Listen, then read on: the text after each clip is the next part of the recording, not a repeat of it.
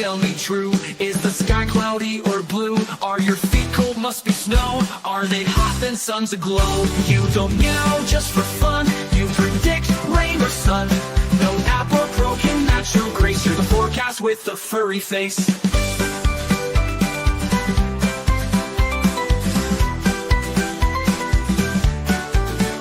If your back is damp today, I'll grab my coat and be on my way. If you're dry and warm, I'm set. You're my fuzzy weather vet. No Doppler radar, no TV fuss, just whiskers, paws, and lots of trust. Forget the news, I don't need that. I got a psychic purring cat.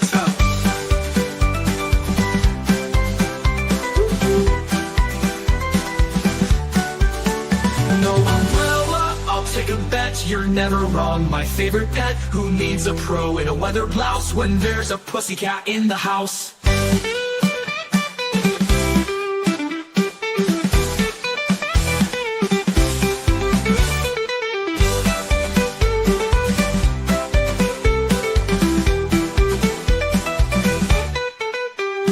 Don't meow just for fun. You predict rain or sun. No app or pro can match your grace. You're the forecast with the furry face. If your back is damp today, I'll grab my coat and be on my way. If you're dry and warm, I'm set. You're my fuzzy weather vet. No Doppler radar, no TV fuss, just whiskers, paws, and lots of trust. Forget the news, I don't need that. I got a psychic purring cat. No umbrella, I'll take a bet. You're never wrong, my favorite pet. Who needs a pro in a weather blouse when there's a pussycat in the house?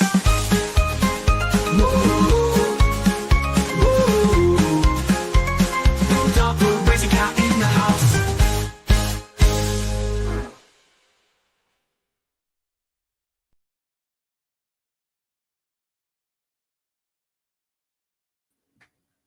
Good morning, good evening, good afternoon, wherever you are, what if any you might be, and welcome. Today, especially, we have Bev to tell us. Bev, what will your ruling be on the Rule 14 violations done by the state? Is it okay they do it because the defense did it first? Okay, I have thought about it, and the fact is that what happens on motions is that they have this little dice that has 20 sides, and I roll it, and then wherever it lands, I tell my assistant to use that day's Mad Lib and use that to make an order. So I really can't tell you how I'm going to rule yet because my assistant is still typing up that particular Mad Libs.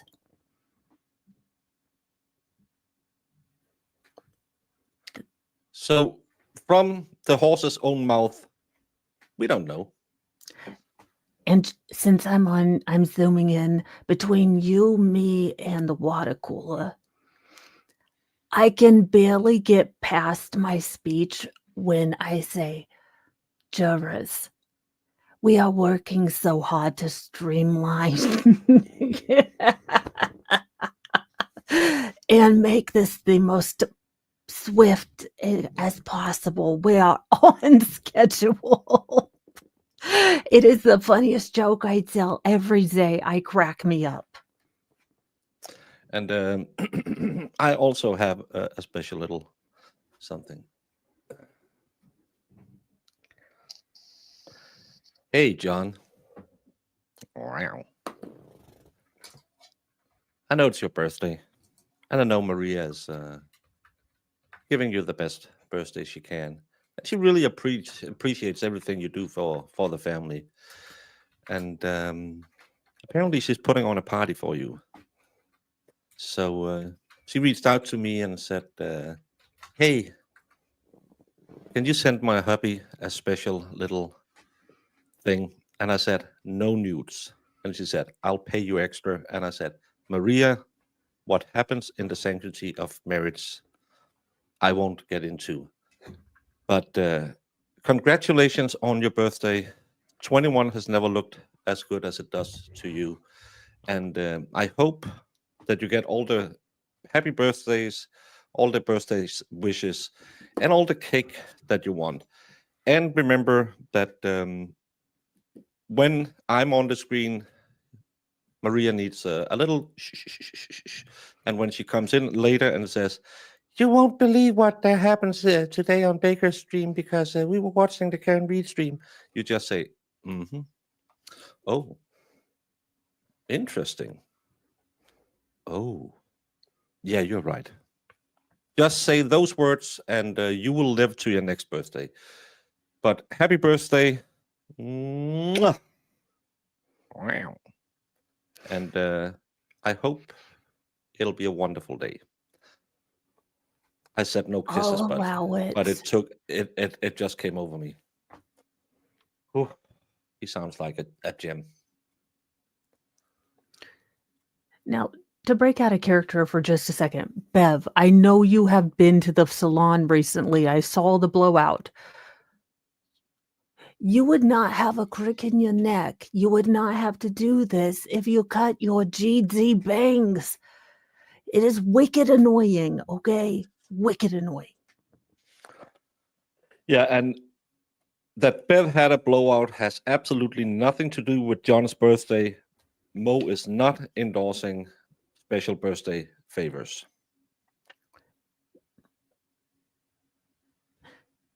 Consent is a good thing. That's all Auntie Bev's gonna say. Also, Baker, do you know Dr. Wolf's number? I have some physiological questions. Imagine if she Chambers. called up that Assyric wolf down in Miami and get really disappointed. And T-Rex said, You "We're need having to too be many very sidebars." Bev, specific. how many sidebars do you plan on having today? All of them. They closed down the side bar, so my new favorite bar here is the Sandy Clam. Make of it what you will. And thank you, M. Spire. Bev is not trying to streamline this case. No, she is not. She is all over the place. Break down the slap fight from yesterday. Yesterday, Alessi, who is kind of the expert guy on the defense team, stood up and said, "Well, we have a clear Rule 14 violation because the day after ARCA turned in their expert report, which they have been ordered by Bev to turn in by the 7th, the state's crash experts, who this report was a rebuttal to, turned in a new report where they now claim that the timeline that they have put in the first report isn't the right timeline because they had looked at some phones and they had looked at ARCA's findings. How they could look at ARCA's findings in less than 24 hours, write a report and give it to them. And Brennan stood up and did his normal, the defense are mean. And he said, "Well, there has been multiple Rule 14 violations for the defense, so I can do some." And Bev was her usual, "Alessi, give me something by tomorrow," and didn't take. When it happened with ARCA, she blew up and she had grave concerns. Now she just said, "Well, what could remedy this?" There was talk about maybe postponing the trial. I didn't hear a motion to dismiss. I actually had expected a motion to dismiss. Brennan just said, "Nah, keep ARCA out." The problem is ARCA have said the entire time, the only testimony we are going to give is based on the report made in February 2023. But they are then hired in to rebut Aperture. Aperture is a company hired by the state, and they said, "Hey, when you're done with your direct, can we keep you in the back pocket to rebuttal the state's experts?" And they said, "Sure, let's look at it when we get the report." And now all of a sudden they had gotten the report, they had written a report about that report, and then there was a new report, not disclosed, with a timeline shift that shifted timeline 27 seconds, which also means that when Whiffen gave his testimony, the timestamps in that testimony was wrong without that being disclosed to the jury. So Hanky Panky believes that it's a-okay for the state in the middle of their case in chief to just say, fuck it. We put an expert on the stand. We didn't tell him that his report was wrong because we actually believe it's a different timeline. He said it in his opening statements, the same timeline. And now he wants to say there's a new timeline. So that's the slap fight yesterday that the state, again, violated Rule 14. No Rule 14 motions has ever been granted by Bev to the defense, even though there has been multiple Rule 14 violations during the hearing phase and the court case. But that one time where there was a bill of $24,000 to cover travel expenses and court time to ARCA, she almost kicked the Pro Hoc Vice lawyers out. So I hope that she'll come back today and say, okay, court's ended, jury, you don't have to, you can go home, enjoy your weekend. We're going to have a meeting. Mr. Brennan, you call Aperture. We have a voir dire with them right now, telling us how they wrote a report the day after they got a report and who ordered it, because Brennan said, I didn't know they were going to write a report. So Aperture, who is quite a new company in this world, thought, hey, let's do our homework without anyone telling us. Kind of like when Dave was in school and he was the guy in the back room. Miss, I read 5 pages ahead. That's not normally what experts do. They will normally say, you pay me, I work. But apparently, it was a big surprise for the state that they dropped that report as well. Well, also, I mean, there's a lot of computer modeling, I would guess. I would guess that you'd have to get, into the physics and actually get like the white chalkboard out and all that crap. So you're telling me they got the report and were able to, in one day, do all the chemistrology and physicsology? Also, the state has routinely delayed in giving discovery to the defense, correct? So this is not a pattern that is new with the state. So again, what's good for the goose is good for the gander. And Bev said no more flipping shenanigans. And here we are with shenanigans. Why were they issuing a new report? No one knows, because the state claims they didn't know that the hired experts they hired were writing a new report. So you've been a lawyer long enough to know that no expert picks up a pen from a piece of paper and writes on it unless he's been paid for it. But they want you to believe that Aperture just chucked the report at them. They have showed it to the defense. They turned it over to the defense. According to the defense, on the 11th, which would have been Sunday. According to Brennan, on the 8th, which is when the report was written, which doesn't make sense either. And then they were arguing it yesterday and said, we got 100 and I can't remember how many pages that we need to then have. An ARCA couldn't work after the 7th. That's a court order by Bev. So they can't even send it to their experts and say, hey, we need you to check this out, because then Bev will lose her mind again and claim that they are breaking the rules. So this is a big old FU to everyone. Plus, the new report claims that the timeline is wrong, based on exactly the same information they had last year, where the defense argued it and the state said that's not true. So again, this is trial by ambush. No matter if the state thought they needed something new, that Aperture company has been working for the state since December of 2024. So there's no reasonable explanation that they in one day wrote a totally new report disclaiming everything they had given to ARCA, because they didn't know what ARCA was going to find till the 7th, unless they knew they were going to change it and already had one in the computer ready to go. Functional report, because wasn't ARCA confused as hell as to what Aperture was doing? Yes. Yeah. Doesn't that also mean the Commonwealth has been presenting the wrong timeline for a year? It means witness testimony should be stricken, and the jury should be informed that the state have put on a witness who have lied to the jury. This guy's full of shit. Yeah. I mean, are we going to get all of the emails, all of the text, all of the phone calls? Are we going to have to, can we get Cellbrite downloads of the entire state team? Because I remember there being a bit. I am gravely concerned about the communications that have Yeah, gone on but here. again, it's she's not going to do it. And Dave, Oh, then well, you didn't listen to what I say. They turned it in Friday. Last delivery date were in April for evidence. We started the trial April 22nd. I believe the last day to turn over evidence were the 8th. So no, they haven't done anything correctly. There was actually a hearing, a voir dire hearing, to have ARCA allowed to make a rebuttal to the report that was delivered on time.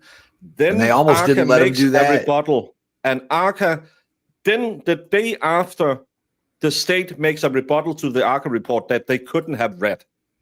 So it's clear trial by ambush. There's no way you can say, well, the state's allowed to do it. They didn't hire a new expert. They used the same expert whose report was rebutted and say, no, we actually totally lied in our first report, and this is the new one. So there's no way to pick that round square in a triangle hole. Nope. I said that ARCA was ordered to turn over their report by the 7th, and on the 8th there was a rebuttal that no one can tell you where it came from because the state claimed they didn't order it. Yeah. So first of all, how did they get the ARCA report? Second of all, how many experts works for no pay? I'm a shitty grifter, but I like to get paid as well. Just start sending reports to people with bills on them. Hey, I can do like that. I'm just going to start invoicing everybody. That I'll be frank with you. He started emailing people in the Delphi case. He emailed the judge and claimed he had evidence. Sure, guys. No, the I'll be frank with you guy. That retard who came into my chat one day and said, "Fight me, bro." And then I said, "Hey, you're stupid." And then he went on to LTL and said, "Fight me, bro." And then he sits on his channel, and I think he's high. He's more high than Grande. And he just sits there and says, "That's impressive." I can beat all these stupid grifters who think that they're so much smarter than I am, but they're afraid of me. I have special skills. I sit here in Netherlands and smoke my weed, and then I sit on stream, and then I invite people on, and I lose arguments, and then I rage quit my own stream. He's really good.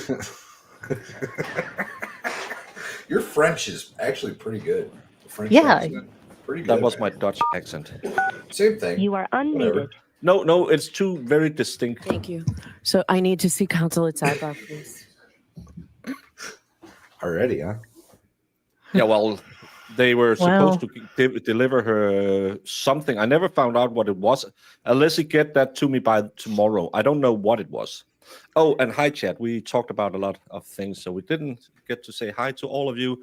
And Maria, I hope your husband was happy for the birthday wishes. Am I supposed to know who Maria and John are, by the way? I was really confused.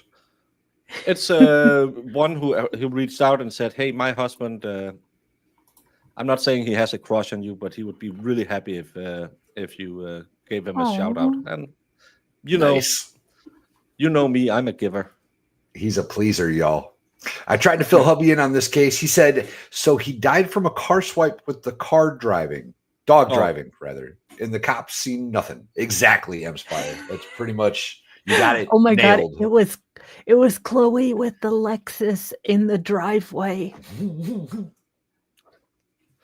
You all do know that she was guilty and said that Birdsmore did it to herself. And what? And the law enforcement who died in the gym was accident. Turtle Boy is making what? What did it say? Turtle Boy is making I don't know. I think someone got into the Friday snack bar a little early. You all do know that a lady never drinks before 10. Who is in the suit next to Paul? Isn't it Mrs. O'Keefe? Oh, next to Paul. Sorry, I can't tell because I can't see him. If that new report is let in, is Bev gonna? I don't know. I don't know how she's gonna square this round peg in a quarter hole. I'm just making things up. The defense had to give Bev a time of when in their questionnaire they were calling them. Yeah, but there was also get that to me by tomorrow. She said that before Brennan smacked his computer the first time. Ugh. Of all the days I have to go home or leave early, I miss a slap fight.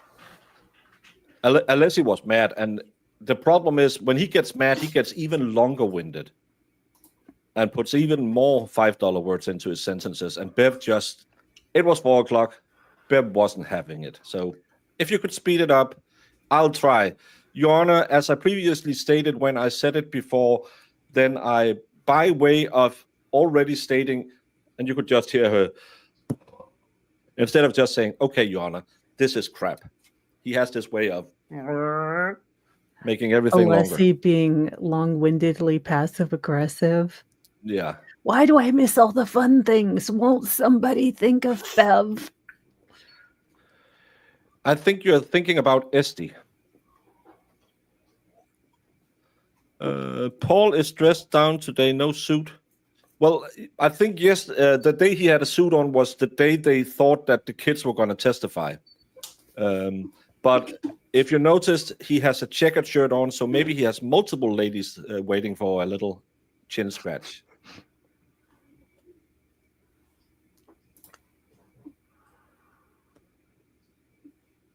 Betterow was on fire last night on Defense Diaries. Yeah, I heard he used a word that I can't use because I'm a lady and we don't use the F-bomb. Thank you, WikiHat82. Be a member for 1 month.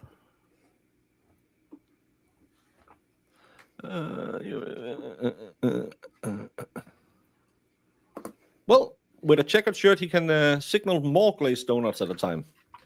Gross. Ugh. Hey, Pure Blood, I don't care what Aiden said in your world. I'm not covering Aiden Carney. I know he's in court right now. Go to an Aiden Carney channel and watch that. Right now, we're covering the Karen Reed trial, you know?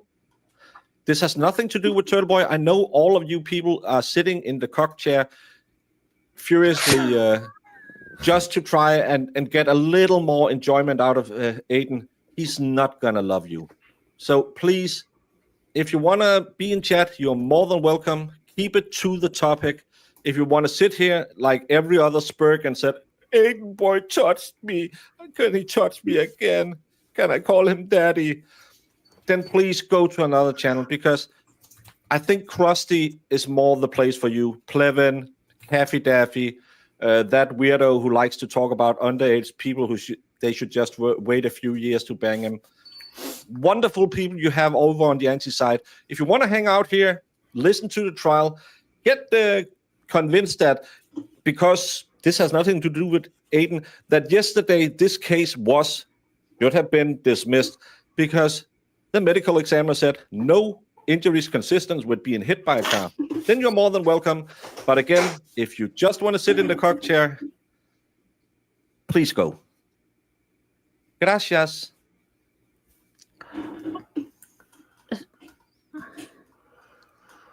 Yeah, that's a hard one to follow up on. No, I was trying to think. So, who are we thinking they're calling next? The neurosurgeon? Would make sense, but knowing Hank, knowing my baby Hank, he is going to call the lady at the heavy petting zoo to say that Higgins was there, during the nor'easter. So you can stop this, maligning this federal ATF agent because he was at the heavy petting zoo. The goats there are filing a cease and desist, but we do have evidence in Minecraft. Pure Blood, it doesn't effing matter what Aiden believed. That you believe that this case is anything to do with that shows me that you probably need to go out, find a piece of grass, put a finger on it, and then come back and find out that this is actually an injustice done to John O'Keefe, which has nothing to effing do with Turtle Boy. Can't you tiny pea brains get it into your head? This is a murder trial where a woman wrongly stands accused for killing her husband, well, boyfriend. It has nothing to do with all your petty little, oh, Turtle Boy is so mean. He said nasty things. Yeah, well, Turtle Boy's in trial in court today too. Go watch that. This channel, we're following the Karen Reed trial. And I don't care if Turtle Boy said she was guilty or innocent. I don't care that Plevin is a fucking grifter who also believes she's innocent, but because he gets paid, he says she's guilty. I don't give a fuck. Sorry for my language. It's Friday, and I'm fed up with all these idiots. Because Tom had a lot of shit going on his channel as well. All you idiots should go together, sit in a room, and just fart loudly, because it will make more sense than what you go around in everyone's channel and put out there. I'm sorry. We are 219 other people here who I think actually want to watch the trial and see how this injustice is done, because there will be no justice for John O'Keefe, no matter how this case ends, because the shitty Canton PD and MSP didn't do their job. So if you want to sit and fillet yourself to Turtle Boy, please do it somewhere else. I can't. You know what? No, on a I'm with fucking Pureblood Friday. Warrior. F Turtle Boy. I don't even like that guy. Again, jurors, strike that last comment. As always, the comments that the lawyers or creators make are not evidence. Now, I want everyone to take a pregnant pause, because mostly you juries, because I want to tell you the new schedule. It is between now and screw you. So The most important people in this case that everybody seems to have forgotten in this room is the jury. So we're going to take a 15-minute break and both sides take a pregnant pause and think about the jury. The almighty Pep has spoken.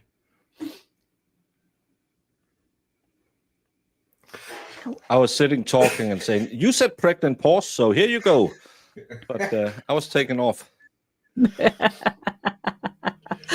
Oh my God. How does that woman talk? Like, how many Virginia Slims does that woman smoke? Asking for a friend. Well, enough, because her voice is worse than Walter Goggins. Who's True. Walter Goggins? It's of course He's you the haven't guy seen it because from it's too Fallout. close to your home. Justified. What's that show ever? What? You haven't watched? Just So Walter Goggins is the antagonist in Justified. Great series. He's also kind of the antagonist lead person in Righteous Gemstones. yeah, he's Baby Billy, isn't he? Yes, Baby Billy. Yeah. Haven't you watched? If you haven't watched Justified, have you watched Banshee? No. No.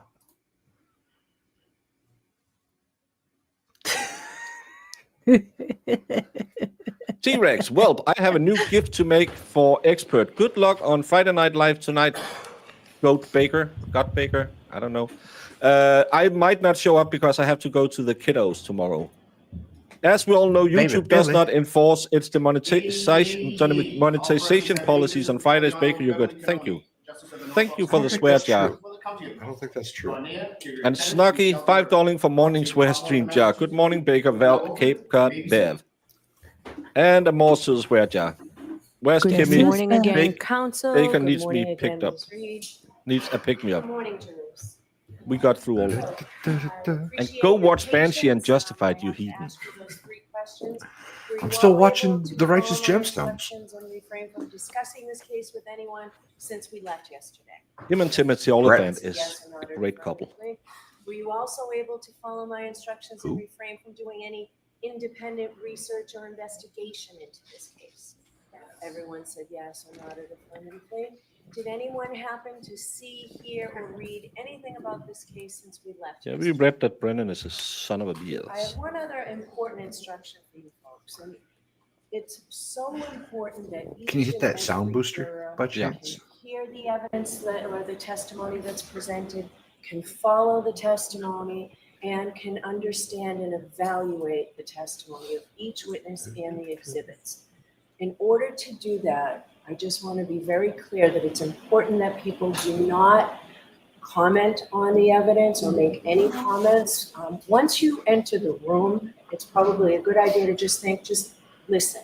Don't talk, don't make any facial expressions, no muttering under your breath, no audible noises, because people The need nerve of this woman hear to tell This anybody woman- not to Yes. mutter under her breath. So out of Not to respect mention they for have your been fellow jerking this jurors, jury I around would like ask that you be very puppets. careful to make sure you don't do that. And out of respect to the lawyers who worked so hard to get this case before. Yeah, could you stop doing it then? Thank you very much. With that, Mr. Brennan, your first witness, please. Or if I could I begin think by we should with hardworking offering a lawyers. stipulation that's agreed to between the parties. Okay, can we turn the AC down, please?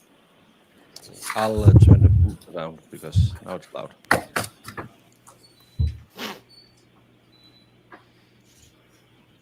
Thank you. Yes, Your Honor, if I may, I'd like to read a stipulation agreement between the Commonwealth and the defense. okay. And the stipulation between the parties is as follows. Now comes the Commonwealth and Karen Reed, the defendant in the above captioned matter. Both parties respectfully stipulate to the following.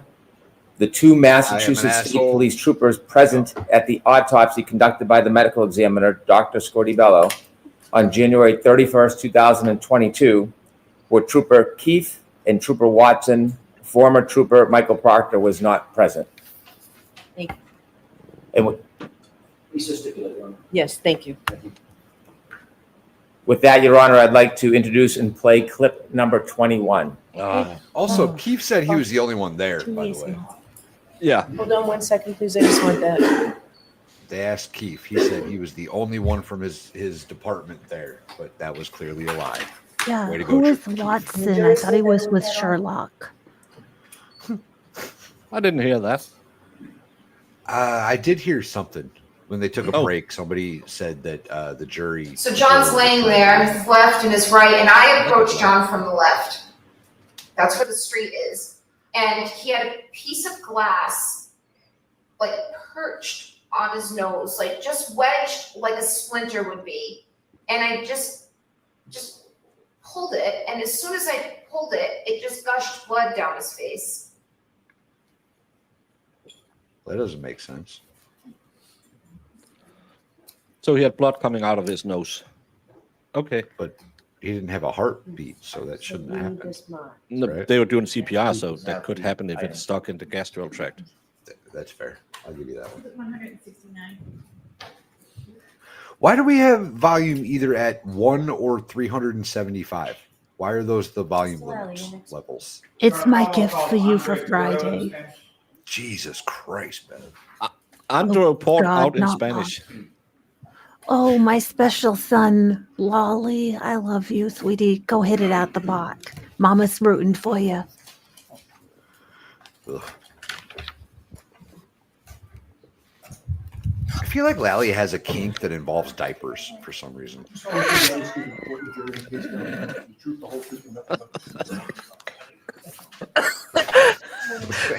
Who is this? I don't even know. Hey, Mr. Lally, whenever you're ready. Thank you, Your Honor. Good morning, sir. Morning. Could you please introduce yourself to the jury, spelling your last name for the court? Yeah, my name is Andre Porto, last name spelled Porto. And I what do you really do thought for it was work, going to sir? end in I'm Stein. a forensic Not going to scientist laugh. too in the DNA unit Not gonna at the lie. Massachusetts State Police Crime Lab. And where did you go to school? I received my undergraduate Bachelor of Science in Microbiology from the University of Massachusetts in Amherst. And then I All received that a Master of means still Science in in Mom's Biomedical basement. Forensic Sciences at the Boston University School of Medicine. Now, following your education, where did you go to work? I started at the Massachusetts State Police Crime Lab in the DNA unit. And how long have you worked at the state lab? Oh, yeah, sorry. How long have you worked at the state lab, sir? Since September 2019. Now, when you joined the lab, what was your position and title that you were initially hired for? I was hired as a forensic scientist 1. Now, can you please explain to the jury your duties and responsibilities as a forensic scientist 1? Sure. So a forensic scientist 1 is a training position where we're hired and we undergo an extensive training program where we do undergo the analysis process in training casework samples, where we learn how to do the lab work and analyze profiles. And at the end of this training, I took a competency test to make sure that I Is he the guy able who to did the accurately DNA conduct test? the DNA analysis process. Yeah. And once I passed that, I was then put on to do casework. And a year after completing both my competency tests and a year after my hire date, I was then promoted to a forensic scientist 2. And so you're currently a forensic scientist 2, is that correct? Correct. And what is the difference between a forensic scientist 1 and a forensic scientist 2? So a forensic scientist 2 We've been is just through this the automatic We promotion you just get after answered a year this. of 4 hire times. and passing the initial competency test. And we're able to analyze the Maybe you've seen to what do a the lesson DNA does to process in experts. casework samples. Now, so what He type doesn't of want anyone analysis to do you notice his currently 5 head. I don't think he's wearing these glasses ironically. I think it's a new trend and it's really ugly. It's like from the 80s. It's like the dominant. Yeah, People, this is people. glasses my dad had when I was a kid. Yeah. We are not bringing this back. I will fight against this. I have never fought. I will fight harder than I am fighting for the state.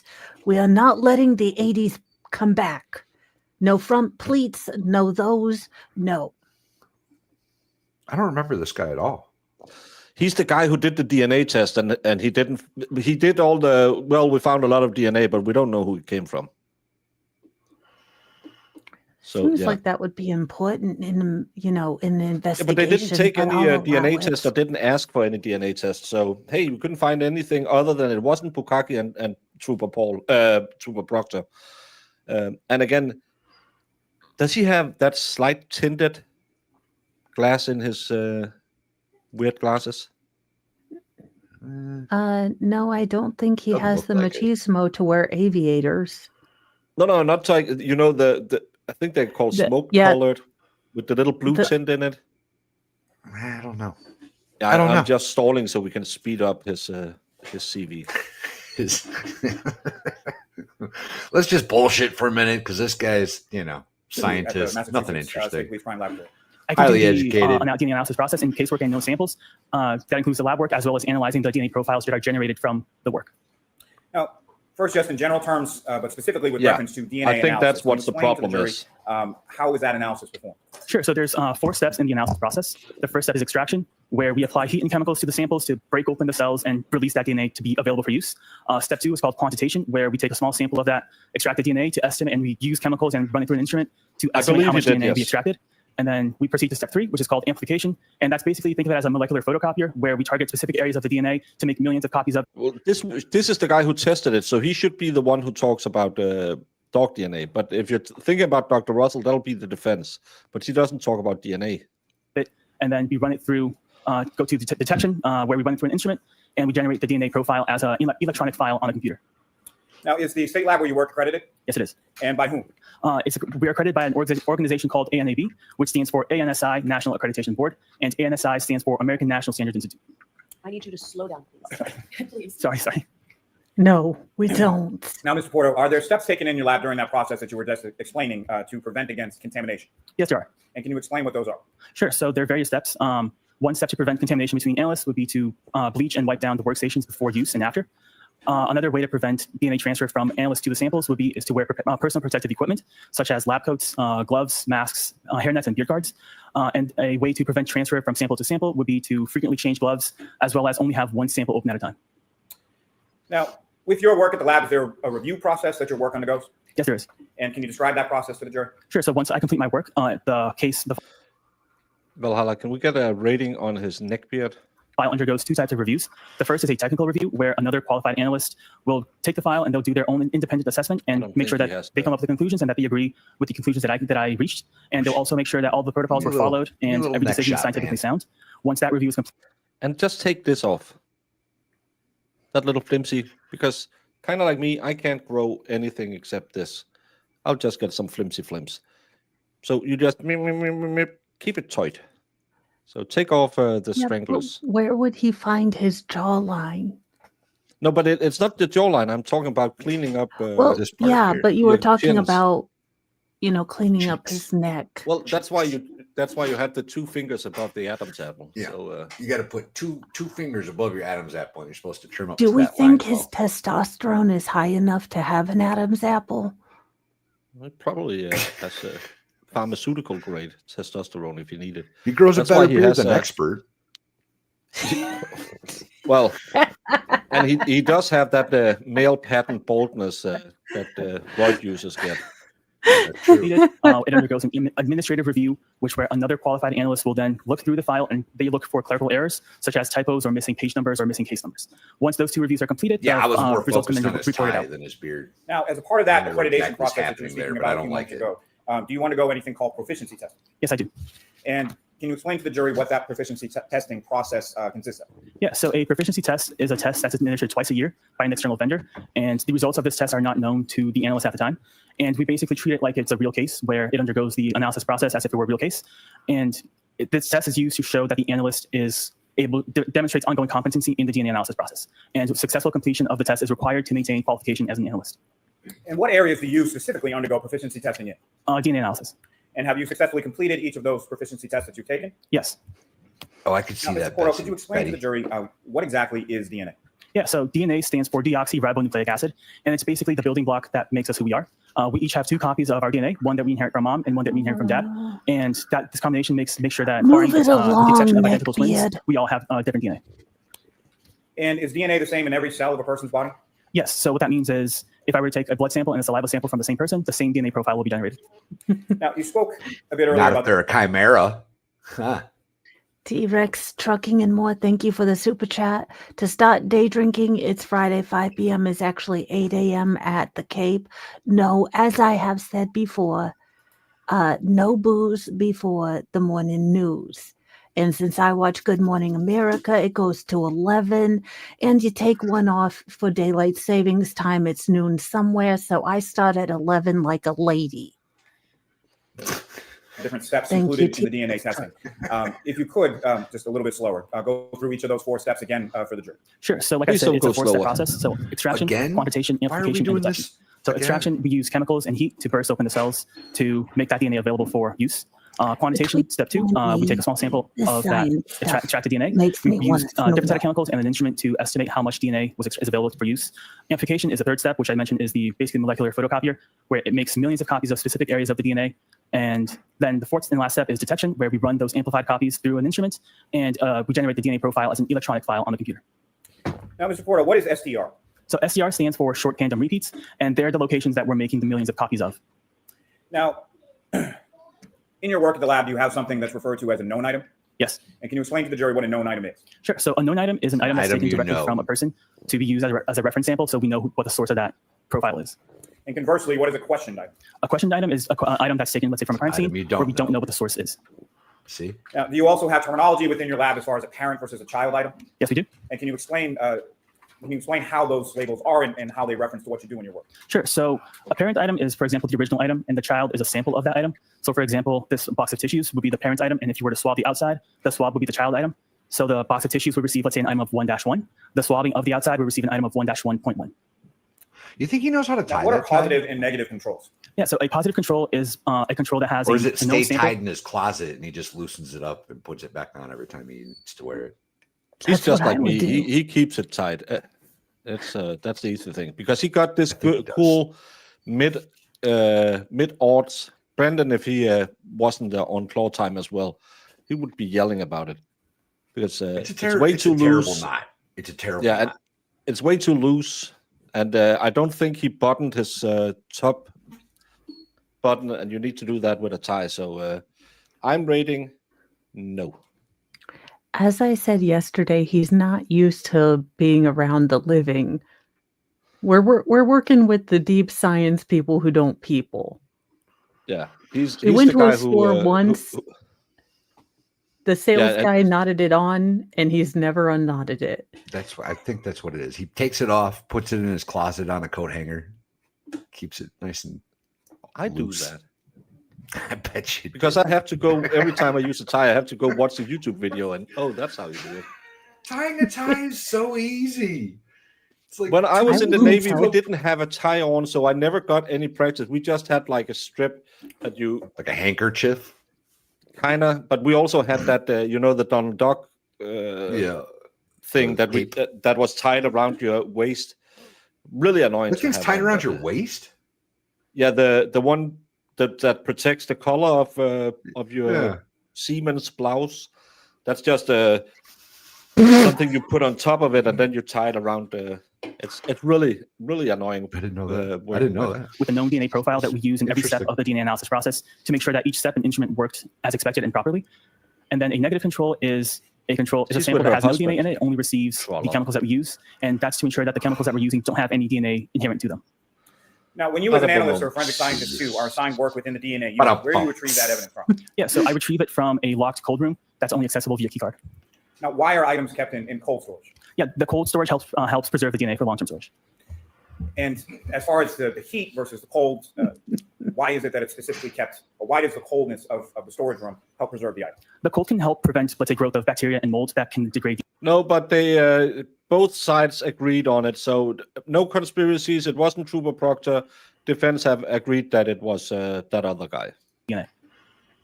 And what does heat do conversely in reference to an item of forensic value? Heat can help degrade DNA and also promotes bacterial and mold growth that can further degrade that DNA. Now, when you receive an item from the cold storage, how is that item typically packaged when you retrieve it from there? Sure. So the item comes in these plastic, clear, transparent plastic sealed containers that has a label with a case number on it. And inside of that, each sample is within like a small plastic tube that has a label with that case number and item number. Now, at some point, were you assigned to perform some work on a lab case number 22-02184 pertaining to this defendant, Karen Reed? Yes, I did. And what type of work in general terms were you assigned to do in this case? I was assigned to do the DNA analysis process. And that was on several items, is that correct? Correct.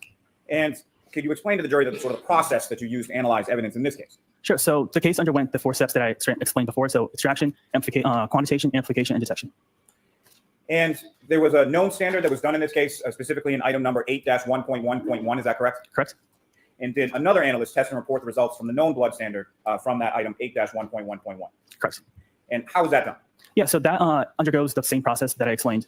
It'll go through the 4 steps: extraction, quantitation, amplification, detection. And then the analyst that did the interpretation and reported that out, the known standard out, they went through the profile to make sure that it's one person or single source. And once that went through the review process that I explained, so technical and administrative review, and once that was all completed, the standard was available to be used for comparisons. And to whom was that known standard identified as belonging to? John O'Keefe. Now, you use the word in there as far as a single source. Can you explain to the jury what your understanding of that term is based on your training and experience? Sure. So a single source is just a DNA profile that has one contributor to it. So only one person contributed DNA to that profile. What exactly is a DNA profile? Yeah, so a DNA profile is basically the combination of all of the locations that we amplified during the 3rd step of the process. And it's basically, you can think of it as like a chart, like an EKG, where it has peaks and valleys, and each peak has a specific number, and the DNA profile is just a combination of all those numbers put together. Now, can you explain to the jury in general terms to start with the process of comparison between a known standard and a questioned or unknown standard? Sure. So first, I did the analysis on the question items. I did the 4 steps. I analyzed. I thought we were going to come in with fireworks today. I thought we were going to get once that was the completed, motion. I then used the standard that was available to me and compared them to all the profiles that were suitable for comparison. Resolved. Now, so starting with item 3-1.1. Oh, finally an item. That was a sample from taillight passenger. And from a specific vehicle, is that correct? Correct. And what, if any, information were you given as to that vehicle that the swab from the taillight was from? Do you mean like the license plate? Yes. Hey, and you? Thank you. Your Honor, with Is the he done this yet? is a little detail towards the testimony. I don't goes. have a problem. Does the defense object? I'm more worried about Brandon going live. So the license plate was 3G6684. I'm sorry, 3GC684. Now, with reference to the Docs. swab from the taillight, were you able to generate a DNA profile from that item? I was. And from your comparative analysis from that question item to that of the known standard of John O'Keefe, what did you conclude?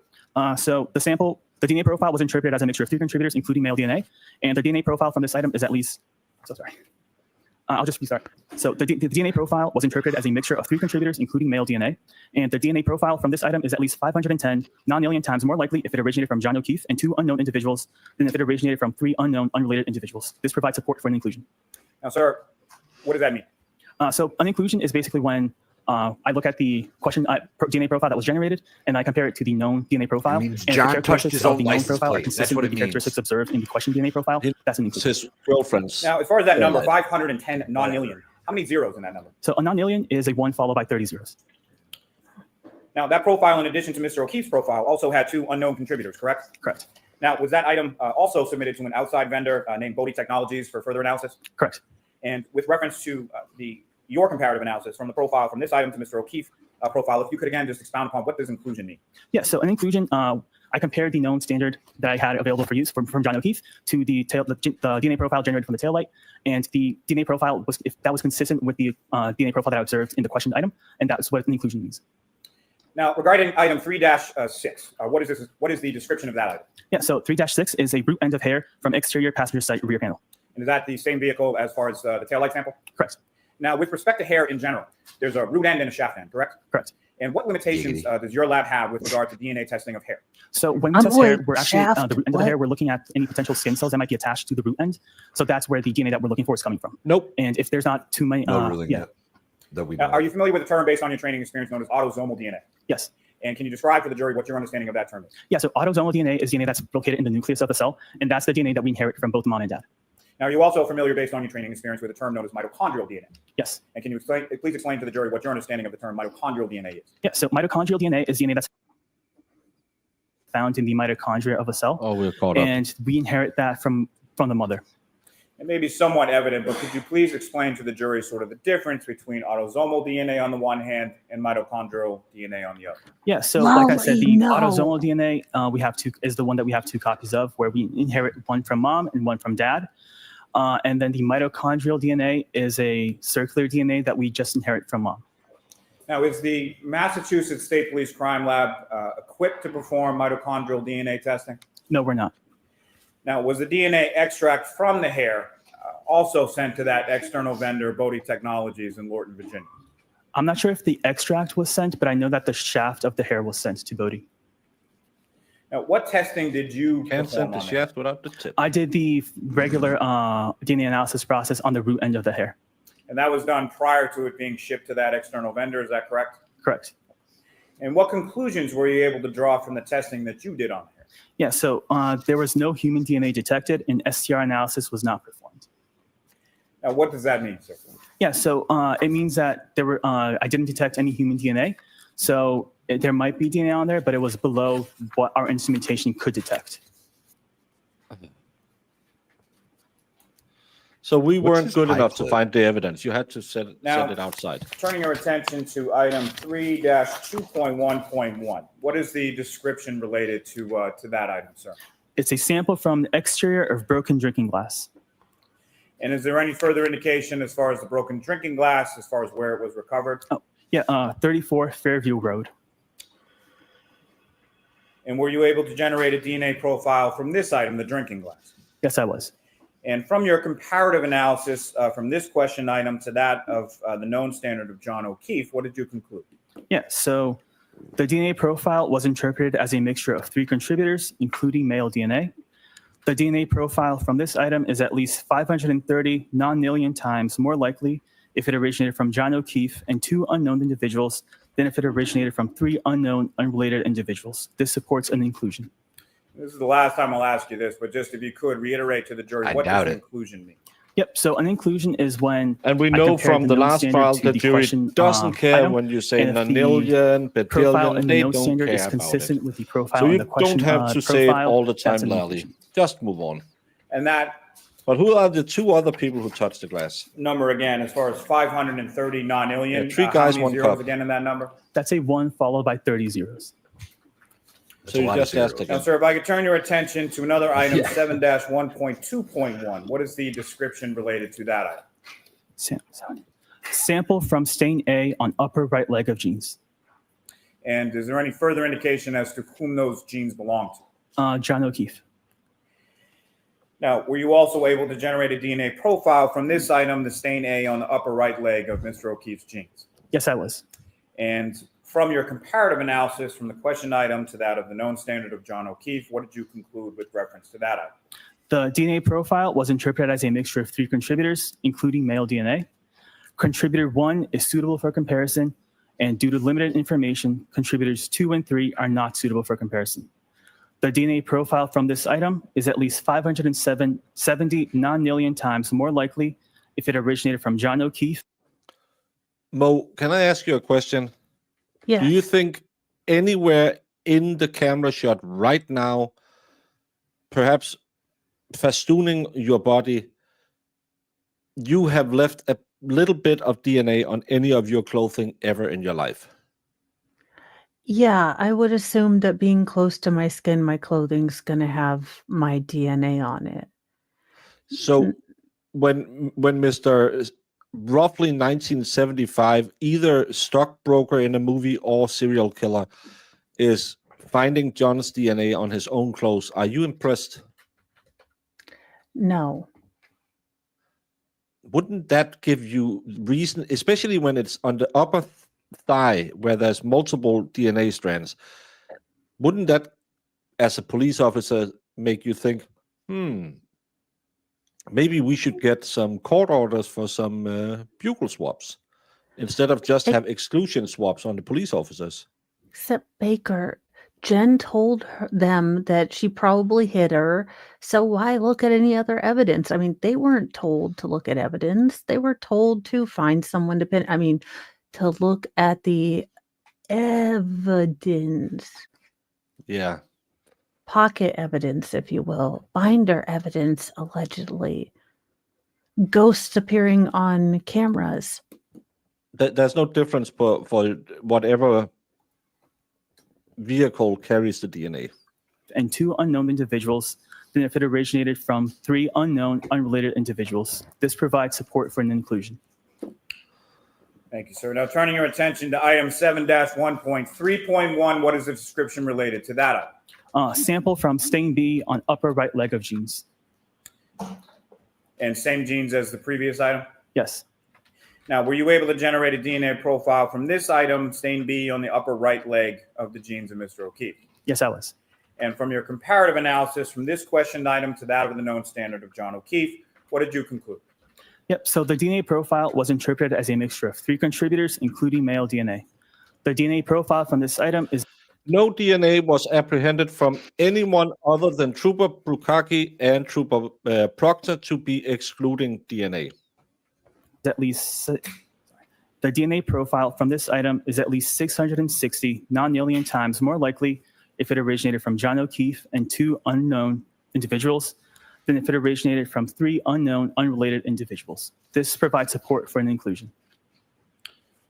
Now, sir, with reference to item 7-1.4.1, and again, these items with the dash and the point, is that what you're referring to earlier as the parent-child relationship between items? Yes.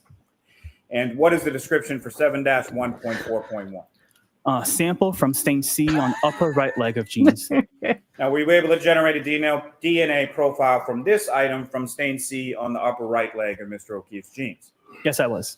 And from your comparative analysis of this question item stain C to that of the known standard of John O'Keefe, what did you conclude? The DNA profile is a mixture of at least 2 contributors, including male DNA. Contributor 1 is suitable for comparison. Due to limited information, contributor 2 is not suitable for comparison. The DNA profile was interpreted as a mixture of 2 contributors.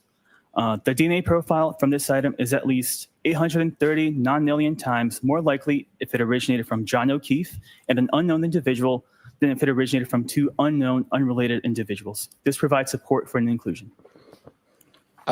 Now, sir, I know it's a stupid thing to bring up, but because this is just science googly-gook, Alessi needs to say, so what you're testifying to is John's DNA was on his clothes.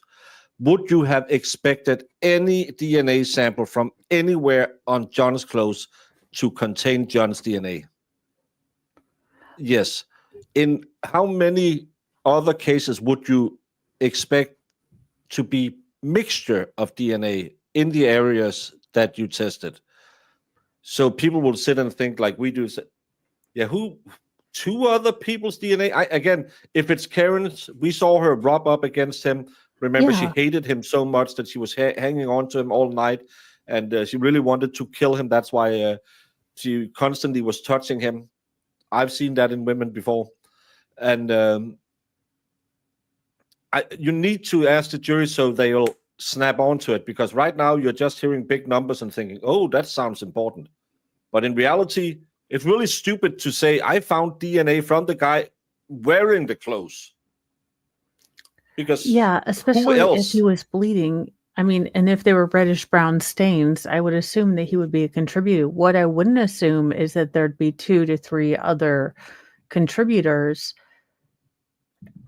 Again, if Karen, because they were rubbing up, there's transfer DNA, if she was rubbing his thighs or against him, that could leave some DNA, but 2 other people, I know they were in a social gathering, but it's 9 nontillion proves it's John. Yeah, so what? It was his pants, you idiot. With reference to item 7-1.5.1, what was the description of that? Sample from stain Mostly D on on the dark upper web. right leg of jeans. Now, were you able to generate a DNA profile from this item from stain D on the upper right leg of Mr. O'Keefe's jeans? Yes, I was. And from your comparative analysis from this item to the known standard of John O'Keefe, what did you conclude? The DNA profile was interpreted as a mixture of 3. Mo, did you know Pure Blood is state paid to go around claiming everyone else is state paid? He is actually on the team of.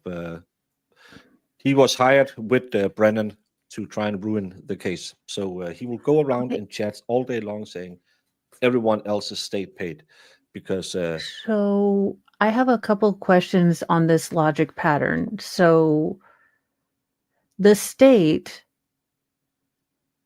was smart enough, these people that can't get their timeline right after 3 years were forward planning enough that they planted someone in the defense, and the defense, who has been dogged by, allegations of underhandedness all the time, didn't do, research on this lawyer that just offered his spare time. Yes. So people are both mad, evil geniuses and functionally latent French. Exactly. And apparently Aiden is also paid because he's making sure no free speech anyway. Even though he was the guy who hired Mike Randazza, who just won in the First Amendment zone. I think, Mo, would you agree with me? Yes. Pure Blood needs to sit on the cock chair and have a timeout. Yeah, there's a difference between just being a, like, Stupid be a person. funny troll. Be a funny Yeah, troll. be funny. I mean, Be Kimmy. Be Nima. This is just retarded. Just give them a long weekend. I think I come back Monday. Contributors, including male DNA. The DNA profile from this item is at least 670 non-million times more likely if it originated from John O'Keefe and 2 unknown individuals than if it originated from 3 unknown, unrelated individuals. This provides support for an inclusion. Now, sir, did you also do some testing on... Again, there's no DNA findings pointing to anything suspect. His DNA was on his girlfriend's car. His DNA was on his own clothes. The question will be, why didn't you try? Well, we hadn't gotten any samples. Would the police normally give you exclusion samples or other samples from people at the crime scene? Yes. You weren't given any in this case? No. Thank you. You don't need a rebuttal witness. John's DNA was found on John's clothes. Shocking discovery. Yeah, it has nothing. Nothing. The clothes he was wearing at the time. Yeah. Crazy. I'm verklempt. Talk amongst yourselves. This is news. And item 7-1.6.1. Yes, I did. And what was the description associated with that item? Sample from stain E on upper right leg of jeans. And were you able to generate a DNA profile from that item, stain E, on the upper right leg of Mr. O'Keefe's jeans? Yes, I was. And from your comparative analysis from that... You will never know because there was no DNA swaps done on anyone else than Proctor and Bukaki. Question item to the known standard of John O'Keefe. What did you conclude? The DNA profile was interpreted as a mixture of 2 contributors, including male DNA. Contributor 1 is suitable for comparison. Due to limited information, contributor 2 is not suitable for comparison. The DNA profile from this item is at least 1.0 decillion times more likely if it originated from John O'Keefe and an unknown individual than if it originated from 2 unknown, unrelated individuals. Well, he's going to This ask provides what a support for an decillion inclusion. is. I used a different number there as far as a decillion. How many Mo, zeros? you is a spoke decillion? this into Yeah, a existence. decillion is a 1 followed by 33 zeros. 33 0. Now, with each of those items that you just testified about, as far as the That's These as little numbers are F so as I give. astronomically large that they have to be made up right, like they don't actually mean anything. It doesn't mean anything. In Denmark, we just say more than in a million. Because we are 5 million people, so the likelihood, as long as it's over 1 in a million, it's so high, it statistically couldn't be someone else. So you're saying if you're a foreigner in Denmark, you got a better chance of getting away with the DNA proving No, crime? because they'll still test it and say it's more than 1 million times likely compared to anyone else in Denmark. We wouldn't go and say, hey, by the way, can we check the DNA in America? We'll just check it against other people in Denmark, and if it doesn't work out, then your ass will fry. Snipe hunter. If it was only 32, I wouldn't believe it. Yeah. jeans, the question items from the stains on Mr. O'Keefe's jeans, those were each located on the right leg, correct? Correct. Now, did you also Are you trying to perform say some that analysis on item little 7-1.7.1? cut on his knee did all of those What is the description associated stains? with that item? Sample from unstained areas of the exterior of jeans. Now, were you able to generate a DNA profile from that item from the unstained areas of the exterior of Mr. O'Keefe's jeans? I was. And from your comparative analysis from this questioned item to the known standard of John O'Keefe, what did you conclude? The DNA profile was interpreted as a mixture of 4 contributors, including male DNA.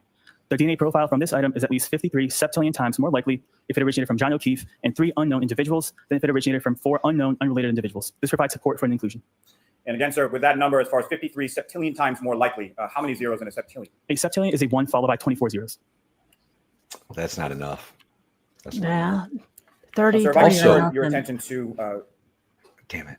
what's listed as number 12 in your report, but item 7-18.4.1. Did you do some testing on that item as well? Yes. And what was the description associated with that? Sample from stain C on top front front of Gray's long sleeve shirt. And the gray long sleeve shirt, is that attributed as belonging to a specific person? Yes, John O'Keefe. And This guy were you wants able to know if generate you a DNA have a profile minute from to that talk item, about your Lord and Savior, specifically Jesus sample from stain Christ. C on the top front of the gray long sleeve shirt of Mr. O'Keefe? I was. And his from your amazing comparative analysis journey from that to questioned item, Missouri. from the shirt to the known standard of John O'Keefe, what did you conclude? So the male Jesus DNA went to profile Missouri? was interpreted as originated from a single contributor. The DNA profile LDS. from this item is at least 58 octillion times more likely if it originated from John O'Keefe than if it originated from an unknown, unrelated individual. This provides support for an inclusion. He believes in And again, sir, science, that so number he is can't be 58 octillion times more offended. likely. How many zeros in an octillion? So an octillion is a 1 followed by 27 zeros. This So guy I can makes take you his down own to, board games. Listed as 15 in Guaranteed. your report, but did you do some testing on item 7-18.14.1? This guy has made his own Dungeons and And what was the Dragons description based on associated this with that item? case. So Changed sample my from stain mind. L on back bottom right of gray long He's- sleeve shirt. And were you able to generate a DNA profile from that item? He has his own And lightsaber from your at home. comparative analysis with reference to that item, From Star sample Wars stain theory. L on the back bottom right of the gray There's long sleeve nothing shirt, abnormal with- about that. Okay. in Mo. comparison to the Nothing. DNA profile. Well, from the I known want standard of one. John That's O'Keefe, why what I'm did you- jealous. So the DNA profile was interpreted as a mixture of 2 contributors, including male DNA. The DNA profile from this Wake item is at me least up when he's 1.0 done decillion times more telling me likely John's if it originated DNA from is John on his O'Keefe and an unknown clothes. individual than if it originated from 2 unknown, unrelated individuals. This provides support for an inclusion. Now, sir, did you also perform some analysis on an item numbered 7-18.17.1? I did. And what was the description associated with that item, sir? Sample from unstained areas of exterior of gray long sleeve shirt. And similarly, were you able to generate a DNA profile from that item, the sample from the unstained areas of the exterior of the gray long sleeve shirt of Mr. O'Keefe? I was. And from your comparative analysis from that question item to that of the known standard of John O'Keefe, what did you conclude? The DNA profile was interpreted as a mixture of 2 contributors, including male DNA. Contributor 1 is suitable for comparison. Due to Mr. limited Lovely, information, let's contributor move 2 this is not suitable for along. comparison. The DNA profile from this item is at least 960 non-alien times more likely if it originated from John O'Keefe and an unknown individual than if it originated from 2 unknown, unrelated individuals. This provides support for an On inclusion. a side note, do you think he has someone in a well? Thank you, sir. I'm going to group a couple, 4 separate items from your report, starting with what's listed in your report as number 9 is item 7-3.1. Or is he more of the, he What has is the description a associated with that demonic item, sir? puppet that sample from asks you stain if B you on want to bright play a step of sleep. game? And 11 from your report, you also did some analysis on item 7-18.3.1. Is that correct? Correct. And what was the description associated with that? Sample from stain B on top front of gray long sleeve shirt. And item 7-18.7.1, do you see that as well? Yes. And what was the description associated with that item? Sample from stain F on top front of gray long sleeve shirt. And lastly, in this group, item 7-18.8.1, what was the description associated with that? Sample from stain G on back left sleeve of gray long sleeve shirt. And with respect to each of those last 4 samples from those items, were you able to generate a DNA profile with respect to each of those 4? Profiles were generated from them. And what Profiles? did you conclude based on the generation of those profiles with those 4 items? Yeah, so the profiles that were generated were not suitable for comparison. And if you could explain briefly to the jury, when you say not suitable for comparison, what do you mean by that? Yeah, so for 7-3.1, it was a mixture of at least 5 contributors. And at the DNA unit, we validated, basically we tested and make sure that our protocols we can only interpret mixtures of up to 4 contributors. So I determined that there were 5 contributors, so that makes it too complex for us to do comparisons to it. So it's not suitable for comparison for that reason. And the other 3 items, due to the quality of the profile, they were not suitable for comparison. And basically what that means is that there were such low amounts of DNA that was in the sample that there was a lack of information from the profiles themselves, so they weren't really suitable for comparisons.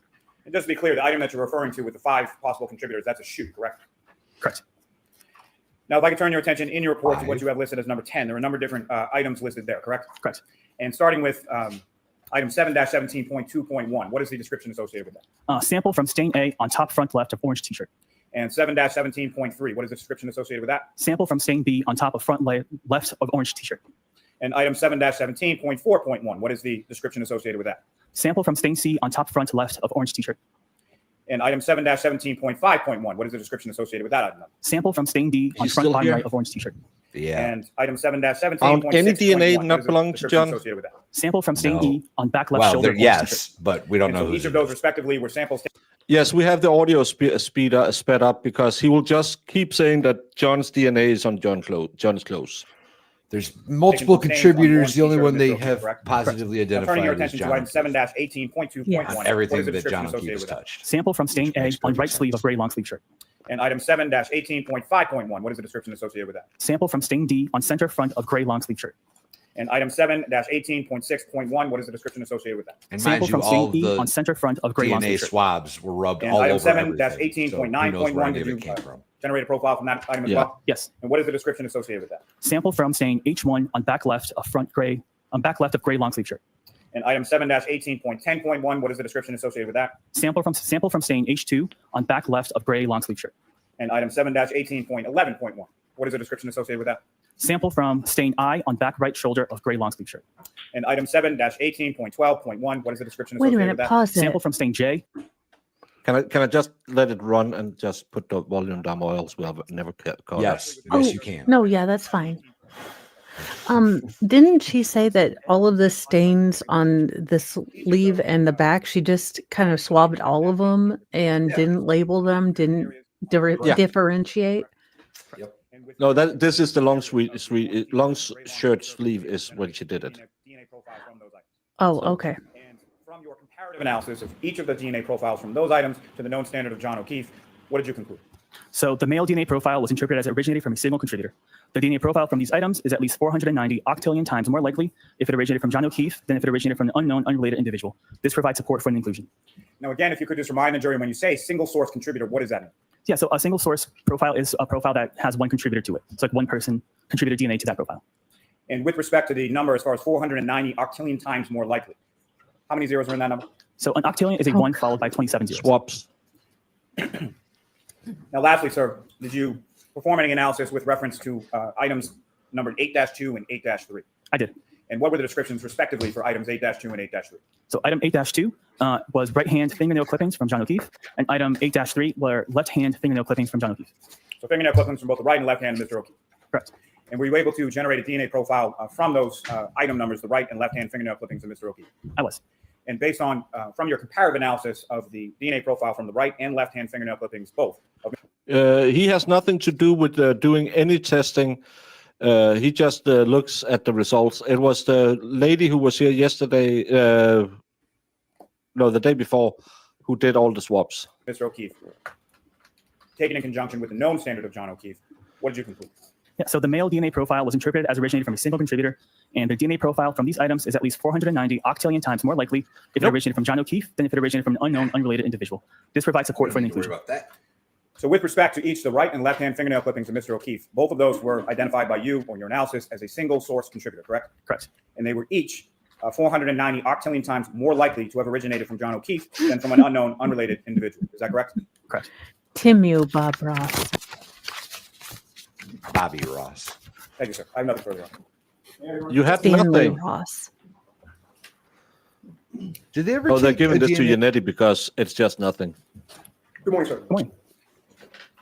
Did they ever take a DNA sample from Karen? Mr. Porto, I would like to start. From Karen. yeah, they do that from the hospital, I think. When I mean, she's not that it would a matter, suspect, right? I think they do it when she's a suspect. They will, but I also think they actually did a bugle swap on her, but I'm not 100% sure. By Yeah, asking they would you have had to about get a search item warrant for it. They 3-1.1, search No, warrant they for can your ask for it. DNA. as a sample They can from ask the Oh, passenger and she might have side taillight consented. of the vehicle. Can you orient yourself in your report to that item? Yes. And that, of course, was the passenger side taillight that was attached to the vehicle, correct? Correct. You were never There's no asked DNA found to do any inside. DNA comparison on any pieces of taillight connected with this case, correct? Let me check my other report. Sir, it's like, did I you promise test you didn't. For tail- plastic? It's not a hard question. Holly, don't waste any time going back listening to this. John O'Keefe's DNA was on John O'Keefe's clothes. There's a lot of other DNA we don't know which is whose it was. Like there was another item that was item 3-3.1, which was sampled from apparent glass on rear bumper, if that's what you're referencing. Okay, so if I suggested to you that the taillight was plastic, that glass wouldn't have been the taillight, correct? I don't have, that's beyond my scope of testing. Gotcha. Okay. With regard to the passenger side taillight, you found that there were 3 contributors of DNA to that taillight attached to the vehicle, correct? Correct. One of those contributors appeared to be John O'Keefe. Is that fair to say? He was included All to right. the profile. With regard to the other 2 contributors, who were they? They could be anybody. Were you ever asked to compare DNA samples from either Canton Police Detective Kevin Albert or Canton Police Chief Kenneth Berkowitz to the DNA profile that you analyzed from that passenger side taillight? I was not. Now, with regard to the broken drinking glass, which is item 3-2.1.1, do you see that in your report? I do. With regard to that, you came up with a DNA profile that also had 3 contributors, correct? Correct. One of those contributors appeared to be John O'Keefe, correct? He was included, correct. Who were the other 2 contributors? I don't know. They could be anybody. Were you ever asked Keep with making him regard say to that. broken drinking glass to compare the DNA Keep profile making him say, that you I don't know, it analyzed? could be anybody. Keep making him Yeah, say yeah, that. that's what I said while you were outside. That they need to put this in because he's sitting there saying quadrillion, pedillion. Just a simple thing. You didn't test shit because you weren't asked to do Yeah. it. Again, they never investigated this crime. With the DNA of either Boston Police Sergeant Brian Albert or ATF agent Brian Higgins. I was not. Now, with regard to 7.1.2.1, or maybe it's 7-1.2.1, that's the stain A from the upper right leg of the jeans. Correct. All right. And you were aware, you were told that those were the jeans that John O'Keefe was wearing on the morning in question when he was found? Based on the sample description, that's what it seems. All right. And it turned out that his DNA was on his own jeans, correct? He was included in the profile. And that was unsurprising to you, correct? And with regard to that item, you found that there were 3 contributors of DNA, correct? Correct. With John O'Keefe being one of them. He was included in the profile, yes. And who were the other 2? I don't know. They could be anybody. Let's move on to stain B, also from the upper right leg of the jeans. That is 7-1.3.1. You see that in your report? I do. When you found a DNA profile, how many contributors of DNA were there? 3 contributors. All right. And again, this was John O'Keefe's jeans, correct? Based on the description, yes. So he was one of the 3 contributors. He was included in the profile, yeah. Who were the other 2? I don't know. They could be anybody. Moving on to stain C from the upper right leg of the jeans. 7-1.4.1. You see that in your report? I do. With regard to the DNA profile that you analyzed there, how many contributors of DNA were there to that profile? At least 2, and it was interpreted as 2 contributors. And again, this is the same pair of jeans that he was found in, correct? Based on the description, yes. And you said at least 2 contributors. It actually could have been more than 2. Based on our protocols, I had to call it 2, and we determined it as 2, but it could be more than 2, yes. Okay. Well, let's pay attention to the one that was not John O'Keefe, at least that one. Who contributed that? Again, if you ask them to, they might do it. But if you don't ask them to do it, I don't know if they have a male or female profile on it. But that question should be asked. DNA to his pants. Yeah. I don't know. It could be anybody.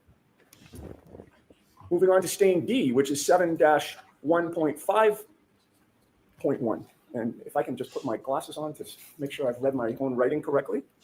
Actually, is it 7-15-1? Did I get that wrong the first time? D? I'm sorry? Do you mean Stain stain D, D? stain D. Stain D is 7-1.5. Oh, I had it right the first time. Okay. With regard to that stain, you also got a DNA profile. And how many contributors were there to that DNA profile? I interpret it as 3 contributors. And again, this is John O'Keefe's genes, correct?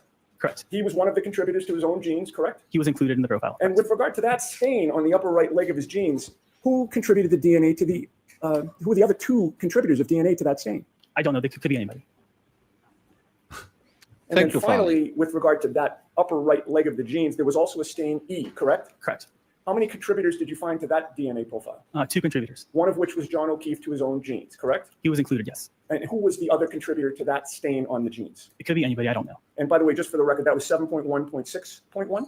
7-1.6. 7-1.6.1. Thank you, sir. Okay, now, with regard to the unstained area of the exterior of the genes, do you see item 7-1.7.1? Yes.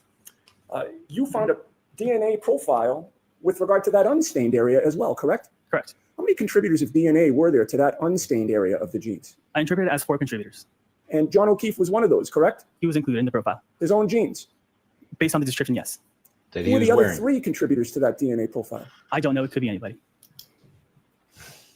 And before we move on to the sneaker, I just wanted to ask you a question about the passenger side taillight that I neglected to ask you. That was the one where there were 3 contributors, correct? And again, I'm going back to 3-1.1. Correct. Sorry to skip around, sir. Okay. I'm not trying to make this all any right. more confusing than it is. With regard to the passenger side taillight and that DNA profile, are you able to determine when that DNA was deposited on the passenger side taillight that was attached to the vehicle? No, I'm not. Are you able to testify with any certainty that it was deposited there, say, on January 28th or 29th of 2022? Nope. No, I can't. So consistent with your analysis of it, are you able to say whether it occurred prior to January 28th of 2022? No, I can't. He is Were you not. aware that that vehicle was John O'Keefe's girlfriend's vehicle? I was not. Were you provided any information about just how often he had been in and around that vehicle prior to January 28th of 2022? So moving the on objection to for there. 7-3.1, Outside the which scope, maybe? was the right instep of the sneaker, correct? You see that in Correct. your report? Yep. With regard to that particular stain, you noted how many contributors of DNA? Yeah, it was interpreted as at least 5 contributors. And with That's so weird that, well, again, I said it before, men go to the urinals. That could be where DNA comes from. But 5 different DNAs on shoes. That does seem a bit much, don't it? Like how many? Where- I don't where- think I've. I What's the can't instep? imagine. I don't think I've touched another person's shoes in probably years, right? Other than maybe Mrs. Yeah. Wallace. Like I don't. But you what know, what's the instep of a shoe? Is that the inside? I would think the The- instep would be the this part, inside. I don't think right? they would swab, or would they swab like around the neck? But the instep is where your arch is. Isn't Yeah. it like the? So if these are your feet, right? Isn't it Yeah. like this part of your foot right here? Yeah. Yeah, so that's even for I've seen men at the urinals who have had a few drinks. That seems unlikely that that would hit there. If it was on top, on the toe Well, part of the shoe. Mo, you live Yeah. with men. You know how it is. Sometimes it's 2, 3 streams at one time, and if we're a little drunk and we have to do the swaying motion, don't worry about it. I call those self-service peas. They need to exclude Farrell's DNA too. That's all over every male in the US and vice versa. Gross, she needs to stop examining Sergeant Bukaki. Farrell, do better, girl. Thank you, Brendan. Aim higher. Yeah, Farrell, you can do better.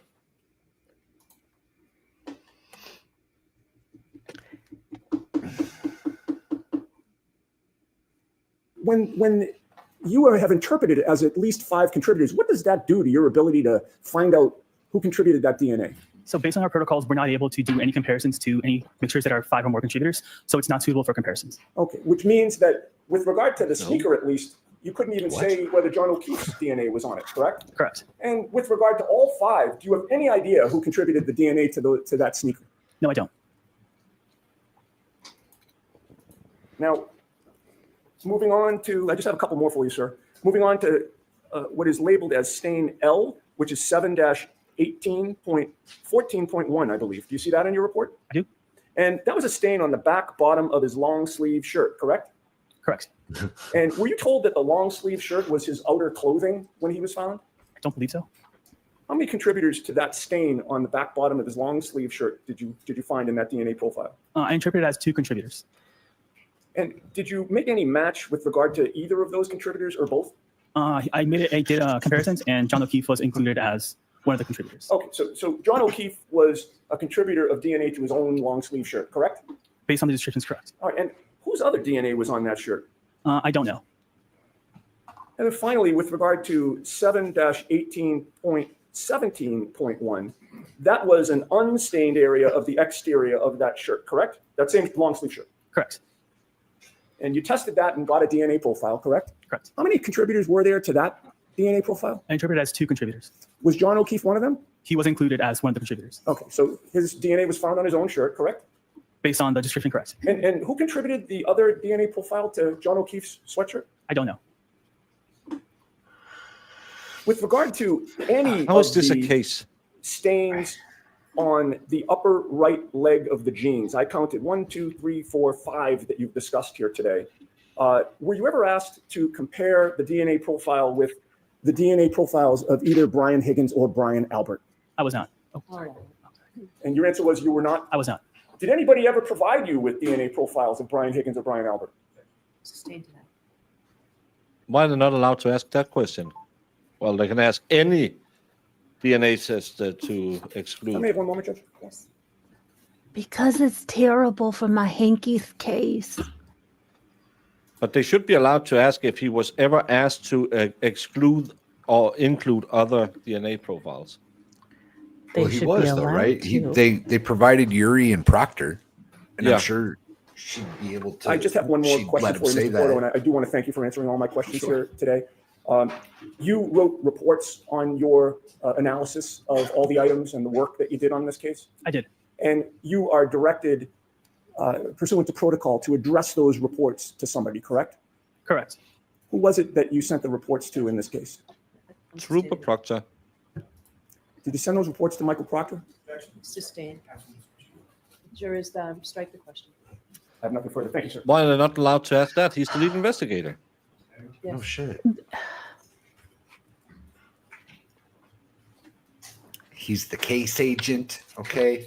Mr. Porto, based on your training and experience and years of doing DNA testing at the lab, when it comes to samples from items of clothing, is it uncommon or common to have multiple contributors? That depends. It can happen, Objection. but possible, yes. Speculation. You have to. Is be it something concrete. that's a complete anomaly? I wouldn't say so, no. Now, turning your attention back to item 3-1.1, that's the sample from the passenger side taillight of the defendant's vehicle, correct? Correct. And Mr. O'Keefe was found to, his known DNA profile was found to be an inclusion for the DNA profile from the swab from the defendant's passenger side taillight, correct? He was included in the profile, yes. And to what statistical, what is the number associated with that inclusion? It doesn't matter, you effing idiot. It's his girlfriend's car. It would be the same as the statistical likelihood that his DNA would be on his pants. But I hate that this is how they try to solve their case. If it's in a garage where there's not In a lot his of room, garage. In John O'Keefe's garage. Yes. and it's her car, and he walks past it, there will be transfer DNA on that car. There's my DNA is on Valhalla's car Facts. Katie. because when we said goodbye to each other, droplets might have sprayed. Well, and wasn't John a cop? And don't they typically touch the back of your vehicle to have fingerprints there? I mean, is that something that could be a habitual habit? Because he, Very I well don't could. think he ever really was a highway patrol officer. I don't think it's if you're working inner cities, you do it as much. But yeah, normally doing Fair traffic point. stop, they'll do the the driver's tail light in case anything bad happens. But again, we saw that garage. It's a 2-door garage, but I think there's a vintage car in the other one. So every time he got out of the car, had to get around there. The kids were there. There will be a DNA transfer. It's not and again, there's no DNA on the tail light. It's the outside housing. There's no pieces of plastic with his DNA on it. The DNA profile from this item is 510 non-million times more likely to have originated from John O'Keefe and 2 unknown individuals than if it originated from 3 unknown unrelated individuals. And Mr. Porter, if I could turn you back to number 10 in your report, there's a number of different items listed there, correct? Correct. And as far as the items listed associated with various stains on various areas of Mr. O'Keefe's orange T-shirt and gray long sleeve shirt, there's about 13 different DNA profiles that you generated in reference to those items, correct? Correct. And from those 13 different items, they're all this is from a Old single Spice. contributor. Is that correct? Correct. They were interpreted as originated from a single contributor. And as far as the DNA profile, your comparison of each of those 13 different stains on the orange T-shirt and the gray long sleeve shirt, what were your conclusions again as your comparison with the known standard of John O'Keefe? Yeah, so the profile was interpreted as originated from a single contributor, and the DNA profile from his these shirt. items is at least 490 octillion times more likely if it originated from John O'Keefe than if it originated from an unknown, unrelated individual. This On provides his support for an inclusion. clothes. And lastly, with reference to the fingernail clippings from both the right hand and the left hand of Mr. O'Keefe, those were also your analysis provided for inclusion of Mr. O'Keefe's known DNA standard, correct? He was included in the profile, correct? And again, the profile from both the right hand and the left hand fingernail clippings was a single source contributor, correct? Sustained. How many sources were associated with those? Sustained. Nothing further. Okay, you all set, Mr. Nettie? Yes, ma'am. Thank you. You are all set, Mr. Porter. Thank Thank you you. very much. Who is the next witness? I'm going to call Ashley Valier to stand. Who? Ashley Valier. I feel like I remember this name. Oh, was she one of the chicks that glued together the taillight? Could be. Yes, that's exactly who this is. She put all the pieces All right, together. Mr. Lally, whenever you're ready. Thank you, Your Honor. Well, it's Good morning, Ms. easy Witt. when you find the morning. pieces Could you together. please introduce yourself to the jury, spelling your last name for the court? My name is Ash Valier, spelled Vallier. And where do you work? I work at the Massachusetts State Police Crime Laboratory. I really want to And hear where did you something go to from school? Katie Lang right now. I got No my reason. bachelor degree in biochemistry and cell biology from UC San Diego and master degree in I'm just biomedical thinking, forensic what is sciences from Mrs. Boston Flux University. doing? Now, following your education, where did you go to work from there? Directly after I got my degree at Boston University, I worked at the Broad Institute. What did you do at the Broad Institute? I did quality control checks of items that potentially could be tested for pharmaceutical use. How long have you worked at the Massachusetts State Police Crime Laboratory? I actually A like little over this 6 chick, years. if I remember Now, right. is the state lab credited? It is And by whom? I- ANAB. I like every lab tech. They don't have an agenda. They're not lying. They just get asked stupid questions that they have to ask. And again, I would probably, if I was Hank Brennan, have stood up on redirect and said, Mr. Brennan just asked you about finding. Would it be would it have surprised you if to find a boyfriend's DNA on his girl's car? Well, it's been real time for urban swan diving. I don't know what it is, but What does ANAB stand for? It stands for ANSI National Accreditation Board. And the ANSI within the ANAB, what does that stand for? That is another acronym that I don't recall right now. Now, as part of that accreditation That's like process, the military. do you undergo any sort of type of I like proficiency this chick. testing? She do. doesn't give a And shit. can you explain to the She's jury like, I don't know. what that proficiency testing process consists of? A proficiency test is a test that is given from an outside agency in I the found discipline my that you do casework in. deployment papers That you would and work saw through like a my normal title. case, I but it couldn't has figure out an what my end job expected really result was. at the end. How often do you undergo proficiency I think that's kitchen, Every year. driver. In what areas do you specifically undergo proficiency testing in? I've done proficiency tests in gunshot primer residue and physical match analysis. And have you successfully completed each of those proficiency tests that you've taken? I have. Now, when you initially joined the State Police Lab, what was your position and title that you were hired for? I was hired as a forensic scientist 1. Now, can you please explain to the jury what your duties and responsibilities were as a forensic scientist 1? So forensic scientist 1 is the introductory level. Thank you, President. It's when you start your training in whatever discipline you're going to be trained in and quality control checks. After you've been at the laboratory for over a year and you're signed off to do casework, you become a forensic scientist 2. And you're currently a forensic scientist 2, is that correct? Yes. What is the difference between a forensic scientist 1 and a forensic scientist 2 at Massachusetts State Police Crime Lab? He just Pay said, grade. Forensic scientist 2 has been at the lab for over a year and can do casework. Now, just in general terms, what does the trace unit do or examine within the State Police Crime Lab? I'm part of the trace arson and explosives unit. So we analyze a wide range of pieces of evidence. So there's trace covers a lot of small things. So paint, fibers, glass, gunshot primer residue, physical matches. Arson covers fire debris evidence, and explosives covers explosives. Now, specifically with reference to physical match analysis, can you explain to the jury, just in general terms at first, how is that analysis performed? So physical match analysis is piecing broken things together to see if they were at once a single item.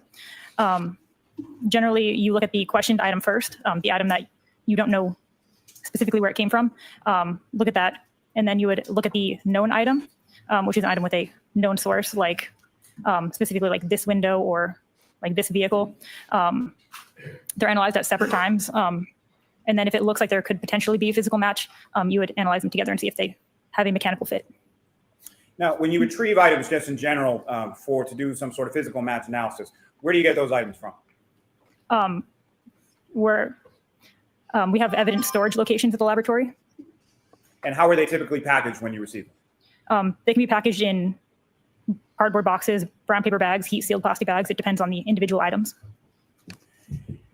And when you're doing this analysis as far as a physical match analysis, what do you do to your bench between your examination of separately packaged items? Before I do any analysis, I bleach my bench, clean my tools, and then put down a fresh sheet of butcher paper. And why do you do that? To make sure everything's clean.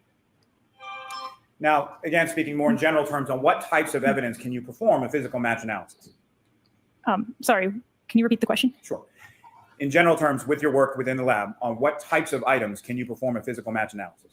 A lot. Anything that has a broken or irregular edge. Would that include glass? Yes. Would that include plastic? Yes. What are some of the other things that would also include? Any sort of like polymer, metals. And when you're doing a physical match analysis, what instruments do you utilize in the course of that analysis? Generally, I'll use a stereo zoom microscope. Depending on the size of the items compared, I can use other microscopes as well. What is a stereo zoom microscope? Stereo zoom microscope is a microscope that's mounted on a stand. So it gives a wider range of view that you can look at larger items. And how are you using that specifically in your physical match analysis of, let's say, items of plastic? I'll use it to look at the edges and see if there's any like defining characteristics along those broken edges. Now, as you're going through your analysis, do you document your work as you go? I do. And how do you do that? With handwritten notes and with photos. Now, at some point, were you assigned to perform some work on lab case number 22-02184 pertaining to this defendant, Karen Reed? Yes. And what type of work were you? Was she the one who kind of got into a fight over words with Janetti at the last trial? Yes, she was kind of confused about something, and it venereal something. He said something wrong, and then she just kept. Can you rephrase it? Can we rephrase it? Yeah, I remember her now. She seemed very nervous the first time around. She seemed like she was very timid and yeah. And now she looks like she's had the niceness sucked out clinically. She's been there for more than a year. She's seen shit, man. You don't understand, had to deal man. with Wally. You don't know what I've been through, man. You weren't there. Assigned to do in this case? I was asked to do physical match analysis, and then later on, I was asked to look at do some trace recovery, look at some debris. Starting with the physical match analysis, how many different items approximately were you asked to look at? Over 10. Several, fair to say? Yes. Okay. And how are each of those items packaged when you receive them? So the questioned items were packaged in a large paper bag, and then each item was individually packaged in a smaller brown paper bag within that I container. believe it was Janetti who Again, talked just to in her general terms, last because year. you've used it a couple times. When you say questioned item versus known item, as it pertains to this analysis in this case, what were the questioned items generally, and what was the known item? The question items were items labeled as coming from a road, and the known item was labeled as coming from a tail light from a vehicle. A road? I thought these were all found in the lawn. Now, in this case, did you perform your physical match analysis in the same manner that you've previously described based on? I love y'all. You make me laugh. Well, Tammy, we love you too, and we appreciate that you're here watching and laughing along with us. And I like that little gray flip in her. I know. think I it's do green. like that little. It's I think it's green. green. I think. I like It could be. I like it.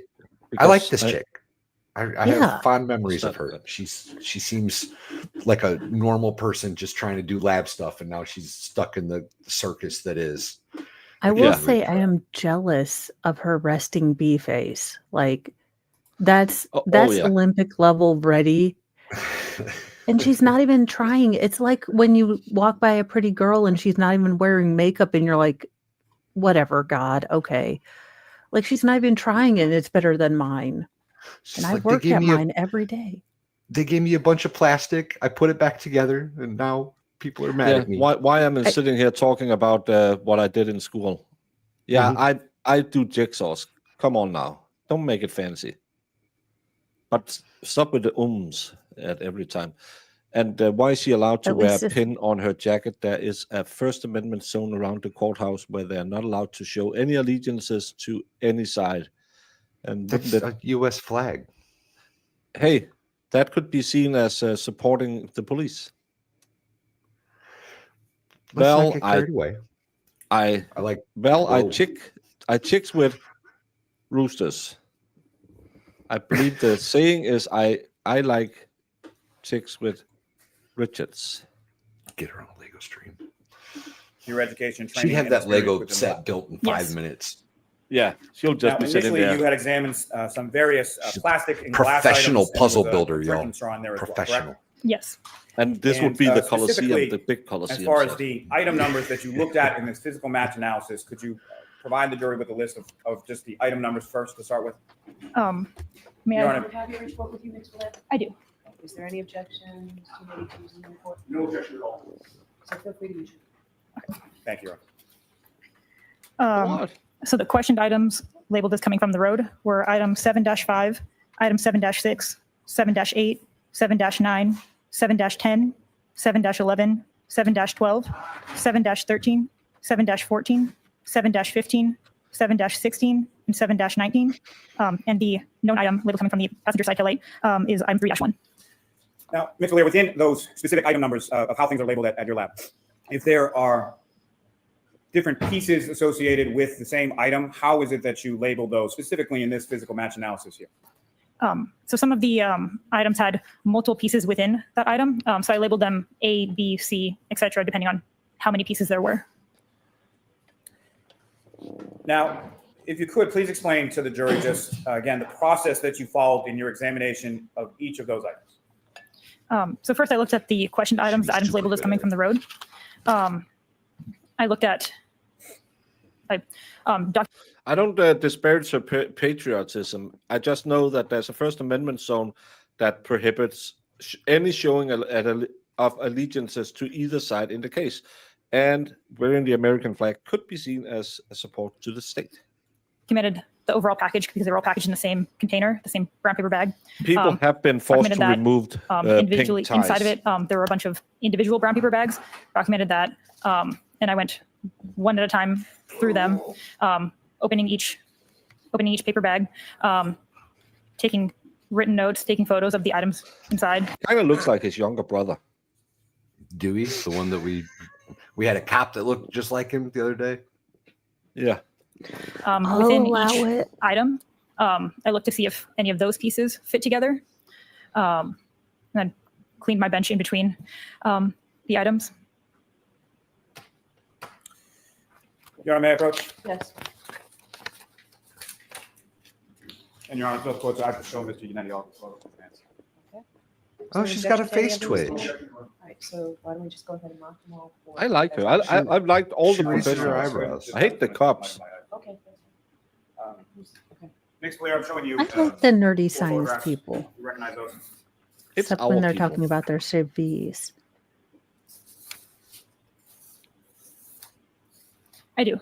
What do you recognize those to be? These are photos I took of item 3-1. Again, what was the description associated with item 3-1? Passenger side taillight. And was that description further given sort of a specific vehicle or license plates associated with the vehicle? You would have to It does. give them bail money. Massachusetts 3GC684. I haven't seen a whale tail in forever. Right, those are that's why I wanted to. That was the good old times when Lita was wrestling. I was a big Lita fan. Yeah, especially that segment with Edge. Was it Christian or Edge? It was Edge where the boob It was Edge. slipped out. Yeah. Have them in sections. Ah, Vince McMahon made him get naked in the middle of the ring under a blanket on a bed. It got a little weird. I do. And It got a little weird. Photos I took of item 7-5. And again, from your report, what was the description? oh no. That's cute. Yeah, thank you. You're fine. It's just Piece of plastic red recovered from 34 Fairview Road. You're on the Commonwealth, seek to introduce and admit as the next exhibit A and B. Okay. 171 A and B. I read it and I couldn't see the difference. I saw Tom was running around outside and waiting for the cops to figure out what the ruling was because it was unintelligible. One side, I think one person thought it meant it was gone forever. Other people thought, well, now the police have more. So I don't know what it ended up being. I thought I didn't read the first order, the whole first order. I read part of it. I didn't finish it. But it seemed like they reduced it down to just the court property, from what I understand. Yeah, but at the same time, she didn't clearly. It was a BEV motion, so it was really weird. Before submission, may publish some of those. Yes. Woohoo! Evidence. Ms. Gilman, if I could first ask I really for hope defense photograph points out 2122. who collected what in a more succinct manner than they did last time. Yeah, I hope Mixed they Layer, what's up point on the out screen? that the pieces were found together. That is the bag associated with the passenger side taillight or the known item, correct? Correct. And Ms. Gilman, if I could have a photograph 2125. And Ms. Gilman, if you could just enlarge a little bit towards the bottom where the ruler is. Now, Mixed Layer, what's up on the screen now as far as the sort of notations there? Who made those? I did. And how do you know that you were the one who made those? That's my handwriting. Well, M-Spire, have a great last night with your hubby. I will cover the case when they find his body. And those are my initials. So the AMV is for your name, correct? Yes.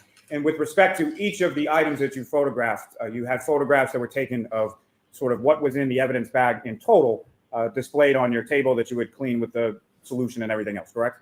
Yes. And Ms. Gilman, if you could just zoom out a little bit to show the item. And again, what's up on the screen, that is item 3-1, the known item as far as the Not taillight from the one defendant's salt vehicle. spray. Yes. And Ms. Gilman, if I could have 2126. It is very clean. And Ms. Valer, if you could just describe for the jury, what are we looking at in this photograph? Those are the same items, just turned over. And lastly, for this set, Ms. Gilman, if I could have 2135.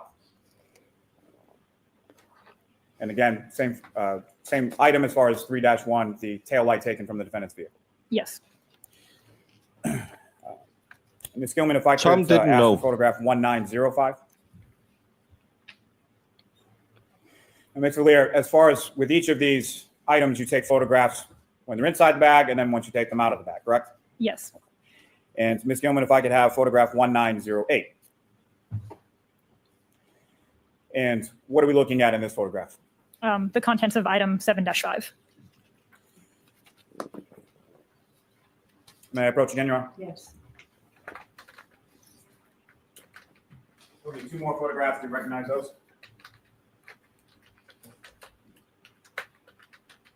I do. And what do you recognize those? Photos of item 7-6. That's one of the bag and then one when the item is taken out of the bag. Is that correct? Yes. And what was the description for item 7-6? Piece of plastic, clear, recovered from 34 Fairview Road. Colonel Commonwealth, seek to introduce the minutes, the next exhibit A and B. Number 72, A and B. With the court's permission, may I publish those to the jury? Yes. Ms. Gilman, if I could have photograph 1921, and then photograph 1924. And what's depicted up on the screen is that what you just have before you as the photograph that you took of item 7-. And again, remind yourself that this is what Lally claimed made the scratches to John O'Keefe's arm. These small bubbles, which is to disperse the light from the diode so it looks white and red all over the place. These are the bubbles that he would infer, I think it was the word he used, could have made the indentations on his arms. These Makes sense. 1, 2, 3, 4, 5, 6 inches long pieces of plastic with small dimples in it was what scratched John's arm. Lally should be on a list. 6 recovered from 34 Fairview Road. Yes. Thank you. May I approach the witness again, Your Honor? Yes.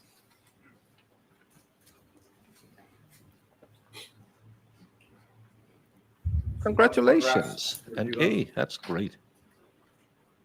Do you recognize those? I do. What do you recognize that? Photos I took of item 7-8.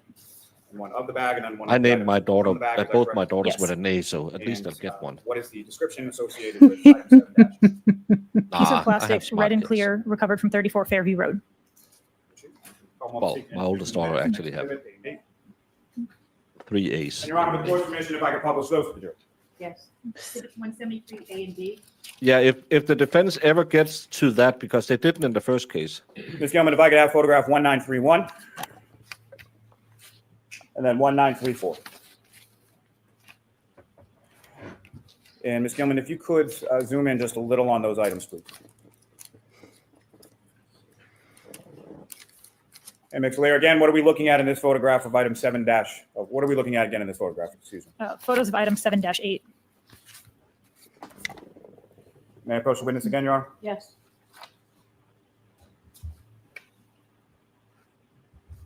Two other photographs. Those. Can you recognize those? I would do. say you are biased. Photos of item 7-9 and 7-19. And as far as the first photograph, as far as the bag, and then second with the items taken out of the bag. Is that correct? Yes, So 7-9 and 7-19 were contained in the same bag. they were. I then separated them into 2 separate packages. And as far as 7-9 and 7-19, respectively, if you could tell the jury what was the description for each of those items. Item 7-9 Well, was pieces maybe of she glass can be asked recovered if from she 34 Fairview repackaged Road. them wrong. Item 7-19 is trace item, black straw, recovered from 34 Fairview Road. Colonel Commonwealth, seek to introduce the minutes of the next exhibit A and B. May I publish, Your Honor? Hold on. Oh, forgive me. 74A and 174B. Now you can. My apologies. Ms. Gilman, if I could have 1958, please. And then 1962. And again, Ms. Lear, what are we looking at in this photograph? The contents of that bag, item 7-9 and item 7-19. May I approach again, Your Honor? Yes. Two other photographs, do you recognize those? I do. And what do you recognize that? Photos of item 7-10. And again, one of the bag and one of the contents of the bag, is that correct? Yes. And if you could, please tell the jury what was the description for item 7-10. Piece of plastic, red, recovered from 34 Fairview Road. I'm going to introduce the minutes of the next exhibit A and B. Exhibit 175A and B. May I publish that for the jury, Your Honor? Yes. Ms. Gilman, if I could have 1952 and 1956. And again, Ms. Lear, what are we looking at in this photograph? Photo of item 7-10. Thank you. Ms. Gilman, you can take that down. May I approach the witness, Your Honor? Yes. Two other photographs, do you recognize those?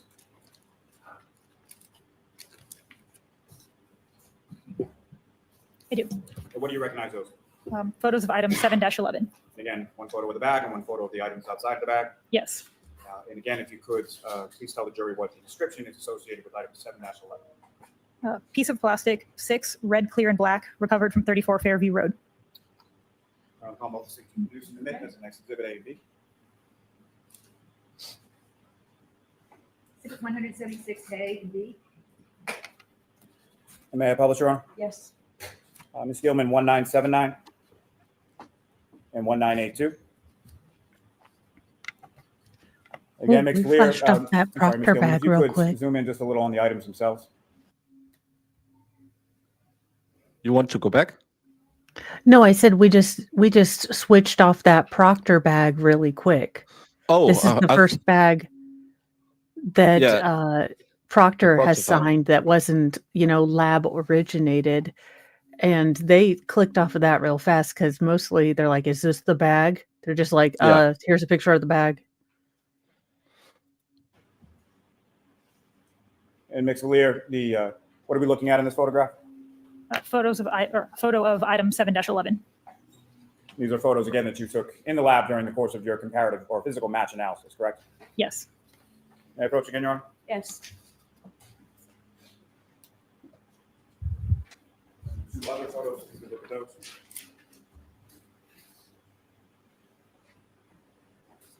Do you recognize those? I do. What do you recognize those? Photos I took of item 7-12. And again, photograph of the bag, photograph of the items outside of the bag. Yes. And if you could, please tell the jury what's the description of item 7-12. Trace item, 14 glass and clear plastic, recovered from 34 Fairview Road. Now, Commonwealth, seek to introduce and admit the next exhibit, A and B. Exhibit 177A and 177B. Your Honor, may I publish? Yes. Ms. Gilman, if I could have photograph 2015 and 2018. And again, Ms. Gilman, if you could just zoom in a little on the items. Thank you. Okay, Ms. Lear, no, again, hell what- no. Can you describe what's depicted up on the screen? A photo I took of item 7-12. They found it, Mo. They found him all Your Honor, may I together approach? Yes. by magic. No. It's because that's what happens. Two other photographs. Do you recognize those? Yeah, the pieces arrange Stick themselves together. to be easy. I do. What do you recognize those? Photos I took of item 7-13.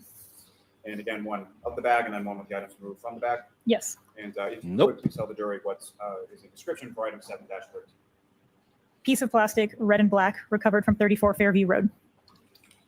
Almost seek to introduce and admit. And all her sighing and all her. Can you speed it up, Mr. Yannetti? Next exhibit A and B. Exhibit 178A and 178B.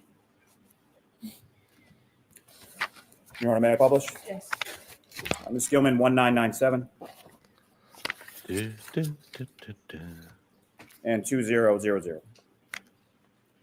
That was And again, another Ms. Gilman, photo. if you could, please zoom in on the items. Thank you. And Ms. Lear, directing your attention to the screen, can you describe for the jury what is depicted on the screen now? A photo I took of item 7-13. May I approach the witness, Your Honor? Yes.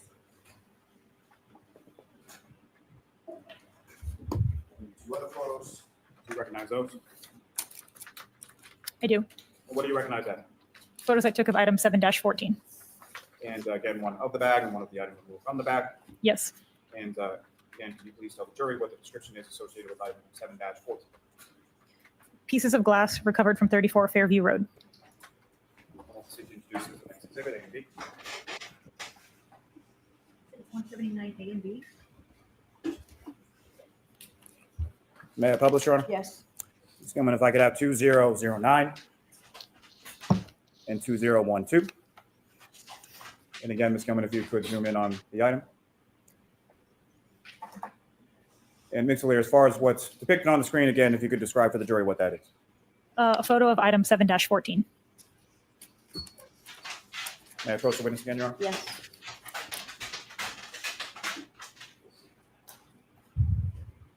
Other photographs, if you could recognize those. I do. And what do you recognize that? Photos of item 7-15. And again, one of the bag and one of. Just to break up the monotony a bit. anyone know John DePetro, the smartest court reporter in this case, who constantly gets all the hot scoops? People have wondered what Karen Reed is doing in court when constantly on her laptop. According to sources close to the defense, Reed sends certain social media influencers talking points in real time during the trial, pointing out elements she wants them to focus on. I have heard Reed also prepares talking points for a fundraiser who appears on TV as Karen Reed supporter. Yep, this is the low that a reporter who magically gets drawn every time, but Aiden doesn't win the lottery, or Machado never wins the lottery. But this guy and Doink gets elected. Okay, but your multiple personalities don't count as a close source. Well, I have my sources close to the state that told me that he got his talking point from Plevin. That's why it sounds like ChatGPT with a retard filter on. That would explain a lot. I think I could be banned on Twitter for saying retard. Well, it was a good run. Wait, isn't Elon in charge? I think that's his favorite word. I got banned for saying go sit on a cactus. Oh, Yes. fair point. And if you could, please tell the jury what is the description associated with item 7-3. Piece of plastic, 3 John clear and 5 red, Petro. recovered from 34 Fairview Road. The guy who got fired and then claimed his girlfriend or his wife was the one who fudged the numbers. 180A and 180B. May I publish, Your Honor? Yes. Ms. Gilman, if I could have 2072. Yes. Yes. And 2077, please. Another proctor. Again, if you could zoom just a little as far as the items are concerned.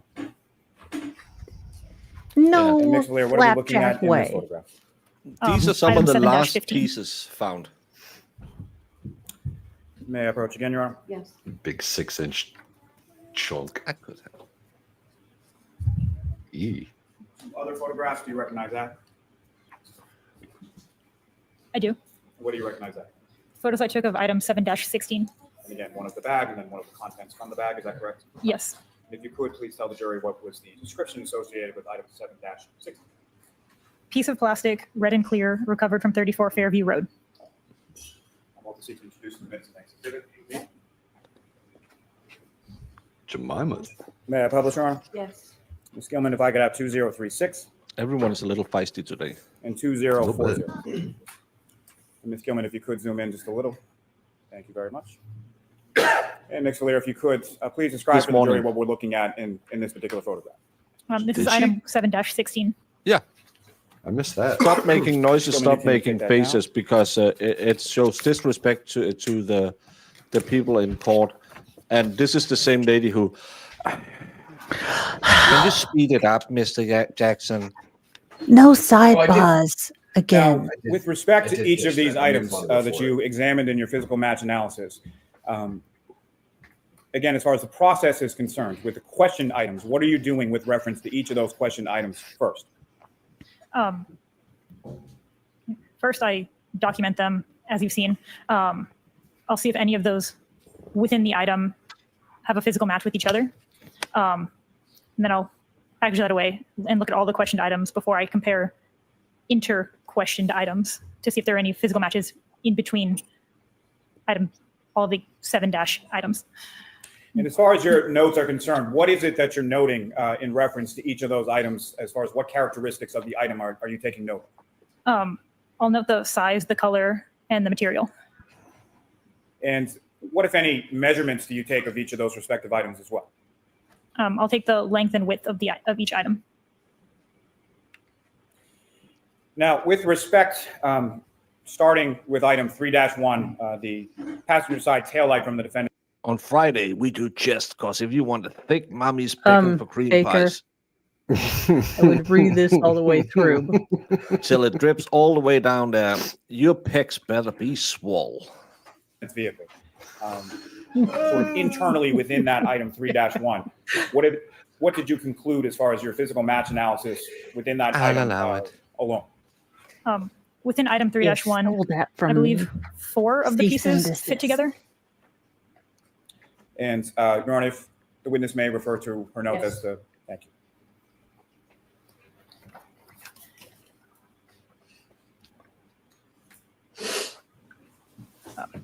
Yes, four of the pieces fit together within item 3-1. And which four of the Four pieces? pieces fit together in item Pieces dash A, 4-1. B, D, and F. And as far as the labeling of those pieces of an individual item, let's just start with item 3-1. A, B, D, and F. How are they labeled, and how do you sort of physically label those items? We have a label maker in the lab, so I'll print out the case number, the item number, and then A, B, C, and my initials, and that goes physically on each of those items, or all of those pieces. So if any of those items had a sticker on it with a letter or something associated with that, that would be something that you did during the course of your physical match analysis, correct? Yes. Now, if I could turn your attention to item 7-5, piece of plastic red recovered from 34 Fairview Road. What did you conclude as far as your physical match analysis just within that single item? There was no physical match noted among those 3 pieces of apparent plastic. And when you say no physical match found from the different pieces within that item, what does that mean? The broken edges of each piece did not align. So the broken edges of the individual pieces within item 7-5 did not fit together with the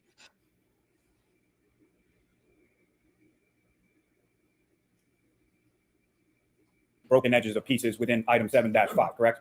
Yes.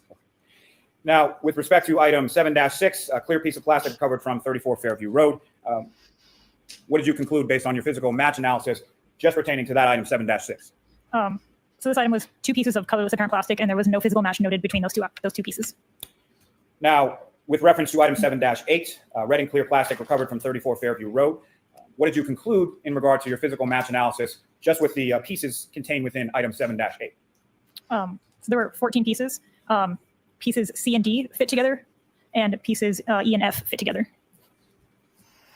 And when you say fit together, is there a term of art used within your field called a mechanical fit? Yes. And can you explain to the jury what you understand that term to mean as far as what is a mechanical fit?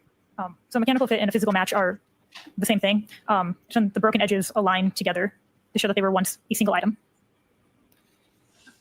Now, if I could turn your attention to item 7-9, pieces of glass recovered from 34 Fairview Road, what were you able to conclude from your physical match analysis of just the individual pieces contained within item 7-9? So this item had 3 pieces, and no physical match was found between those. Turning your attention to item 7-10, red pieces of plastic recovered from 34 Fairview Road. What were you able, that is a single item, is that correct? Correct. So no physical match because there's nothing to match, it's just one piece, correct? Correct. And turning your attention to item 7-11, identified as 6 red, clear, and black pieces of plastic recovered from 34 Fairview Road. What did you conclude in regard to your physical match analysis just within those pieces contained within 7-11? So that item had 6 pieces, and there was no physical match noted among those 6. Now, turning your attention to item 7-12, which was identified as 14 pieces of glass and clear plastic recovered from 34 Fairview Road. Again, what did you conclude from your physical match analysis just from the various pieces contained within item 7-12? So there were 14 pieces overall. Pieces B, C, D, F, and K fit together mechanically as one unit. And then pieces E and I fit together mechanically as one unit. And pieces M and N fit together mechanically as one unit. Now, through your examination of these pieces in particular and other pieces as well, did you note any debris contained on the pieces that you located? Yes. And can you say anything as far as what that debris was, or was there any analysis done of that debris specifically? I just note that there was debris present, and I packaged it into a tin that's retained with the original packaging. Now, turning your attention to item 7-13, that was a piece of plastic red and black recovered from 34 Fairview Road. Is that correct? Yes. And again, just with respect to your physical match analysis of the various pieces of 7-13, what did you conclude? So that item had 3 pieces, and there was no physical match noted among those 3. Again, with reference to item 7-14, piece of glass recovered from 34 Fairview Road, that was again a single item, correct? A single piece, yes. So I'll turn your attention to item 7-15, 3 clear and 5 red pieces of plastic recovered from 34 Fairview Road. Is that correct? Yes. And what were you able to conclude from your physical match analysis, again, just from the various pieces contained within item 7-15? So there were 8 pieces in this one. Pieces F and H fit together mechanically. Turning your attention to, lastly for this purpose, item 7-16, a piece of plastic, red and clear, recovered from 34 Fairview Road. What were you able to conclude from your physical match analysis just contained within the pieces of that single item 7-16? So that item had 7 pieces. Pieces A, C, and D fit together mechanically. Now, Ms. Valier, once you had examined each of those pieces individually, what did you do next in your analysis? Next, I compared all of the inter-questioned, these items 7-5 to 7-16. I compared them to see if there was a mechanical fit amongst those, between those items. Mr. Lally, is this a good place for our break? It's perfect. Yes, Your Honor. All right, Julie's gonna take.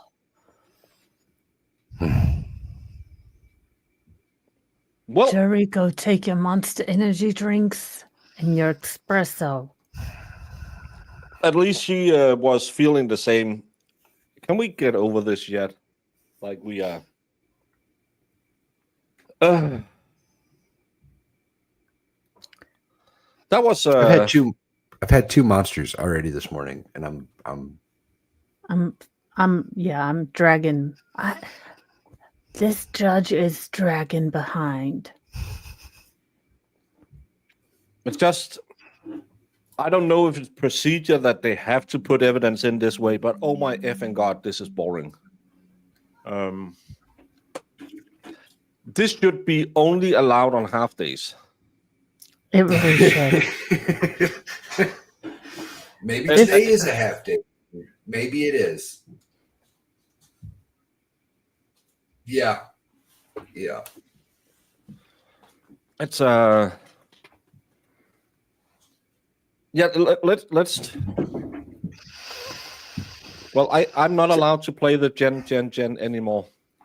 Also, like the one time we're going to put witnesses together that actually match, it has to be all of the boring people. Like this trial has been like, paramedic, then Jen McCabe, then guy who used to go to high school with some chick's boyfriend, then, a cop, then a radiologist. I mean, so the one time they decide to get it all together is with the boring people. Awesome. I'm Jimmy. How y'all doing? Yes. When did you first meet Maureen? This is in the summer of 14. And where did you meet her? I love Jimmy. Jimmy's amazing. We need a Jimmy in this case. That's the energy we all need in life, really. We need a likable person, just one. Can't they agree on certain evidence and save us from falling asleep from half of the trial? They did this morning, that the troopers seen in the morgue was this and that.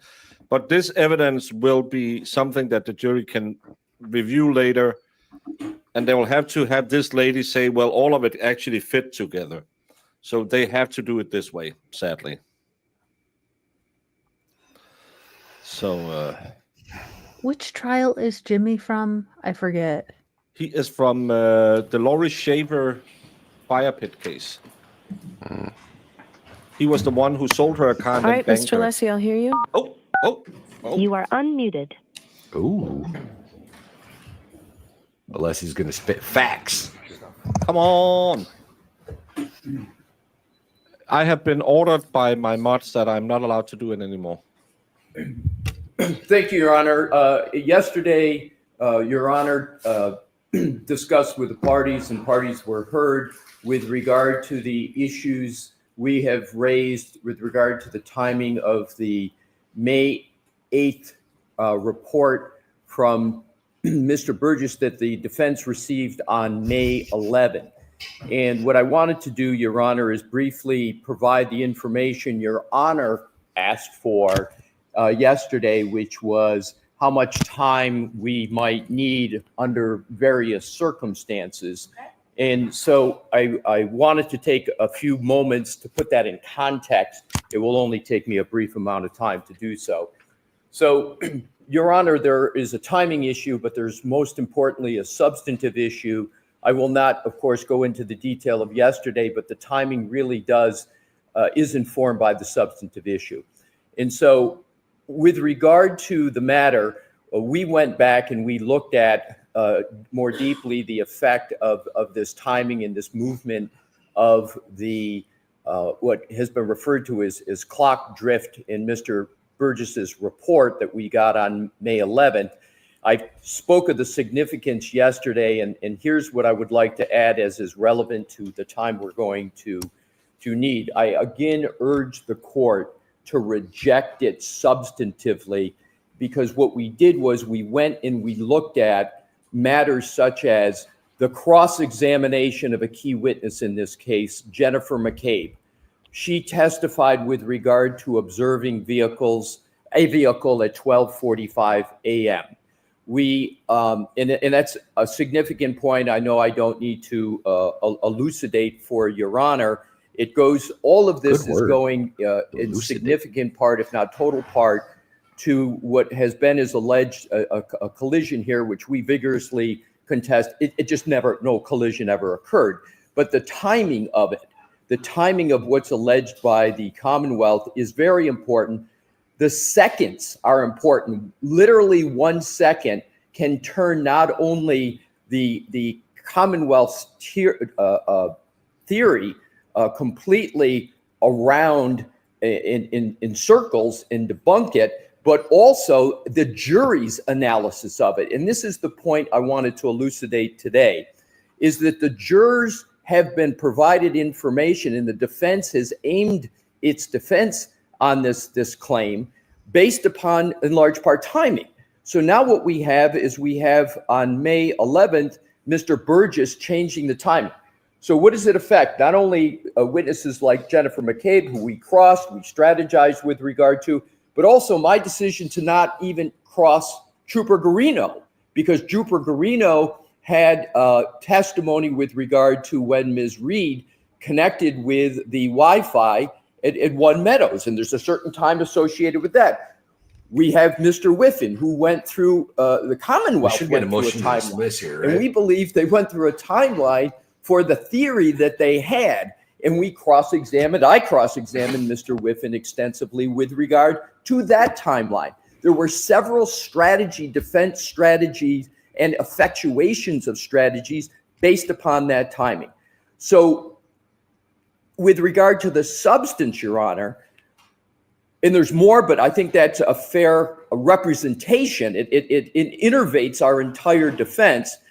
The question now of Your Honor of how much time it will take the defense to react to Mr. Burgess, I wanted to say it's not only a reaction, but it's a substantive defense analysis, and 3/4 of the effectuation of that has already occurred through our presentation in terms of cross-examination.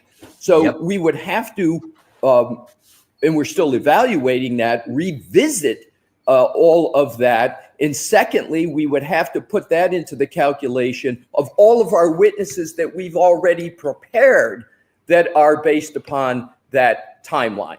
So it is a very significant point. And to the extent that the Commonwealth tries to argue, well, you know, we never really committed that much to a certain time period. I again urge the court to look at the report of Dr. Judson Welcher, where he has 1162-2 with a specific range, 1238 to 43. And even in their range, it's a very small time, which further supports how each second matters in this regard. Now to the answer to the question Your Honor asked yesterday. Again, I urge that it just be rejected and we keep this trial moving in its current pace. To the extent that that does not occur, and again, we urge that it be rejected, the report, because it's a Rule 14 violation, there is no remedy for the defense. However, to the extent, and given Your Honor nonetheless asked me for an answer in time, we would need 4 days to be able to address it. We will not ever be able to recover strategically or substantively from it, given all that's been presented to the jury. And it will be very difficult to figure out how we're going to go present a defense after we've already presented to the jury our defense and our cross-examination.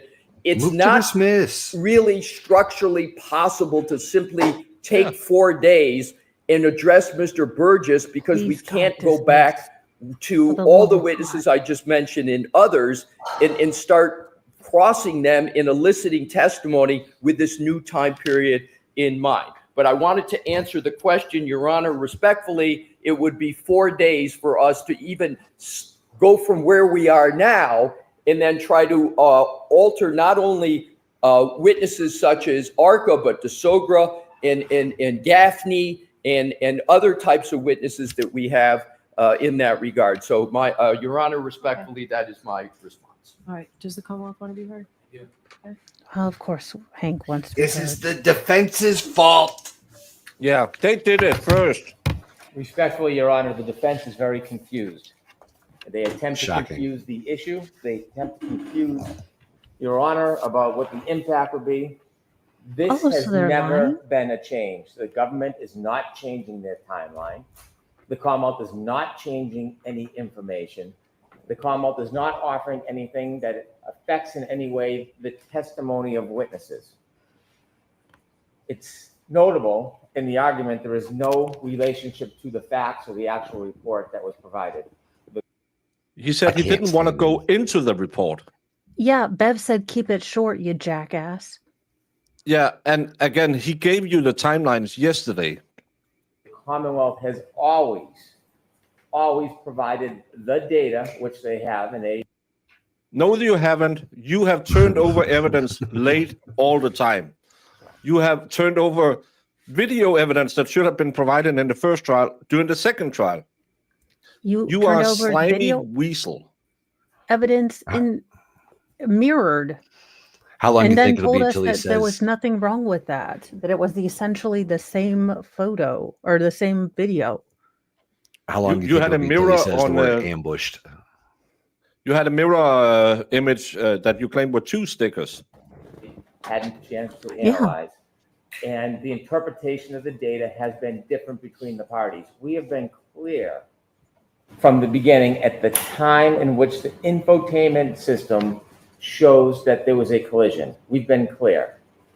And the data has been clear. That has never changed. That data in the telestream system is based on a clock in the Lexus, which both sides know full well is different than a clock in an iPhone. You can see all the productions of Dr. Welcher's PowerPoint presentation where it shows that time, 12/31/43, has never changed.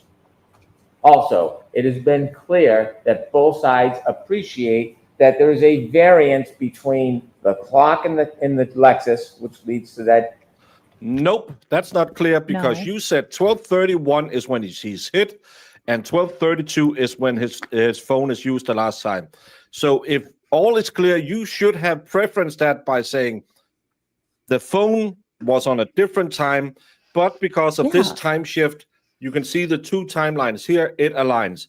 You had a guy testify that John O'Keefe was operating his phone almost a minute after he died. So I Not- think you're confused.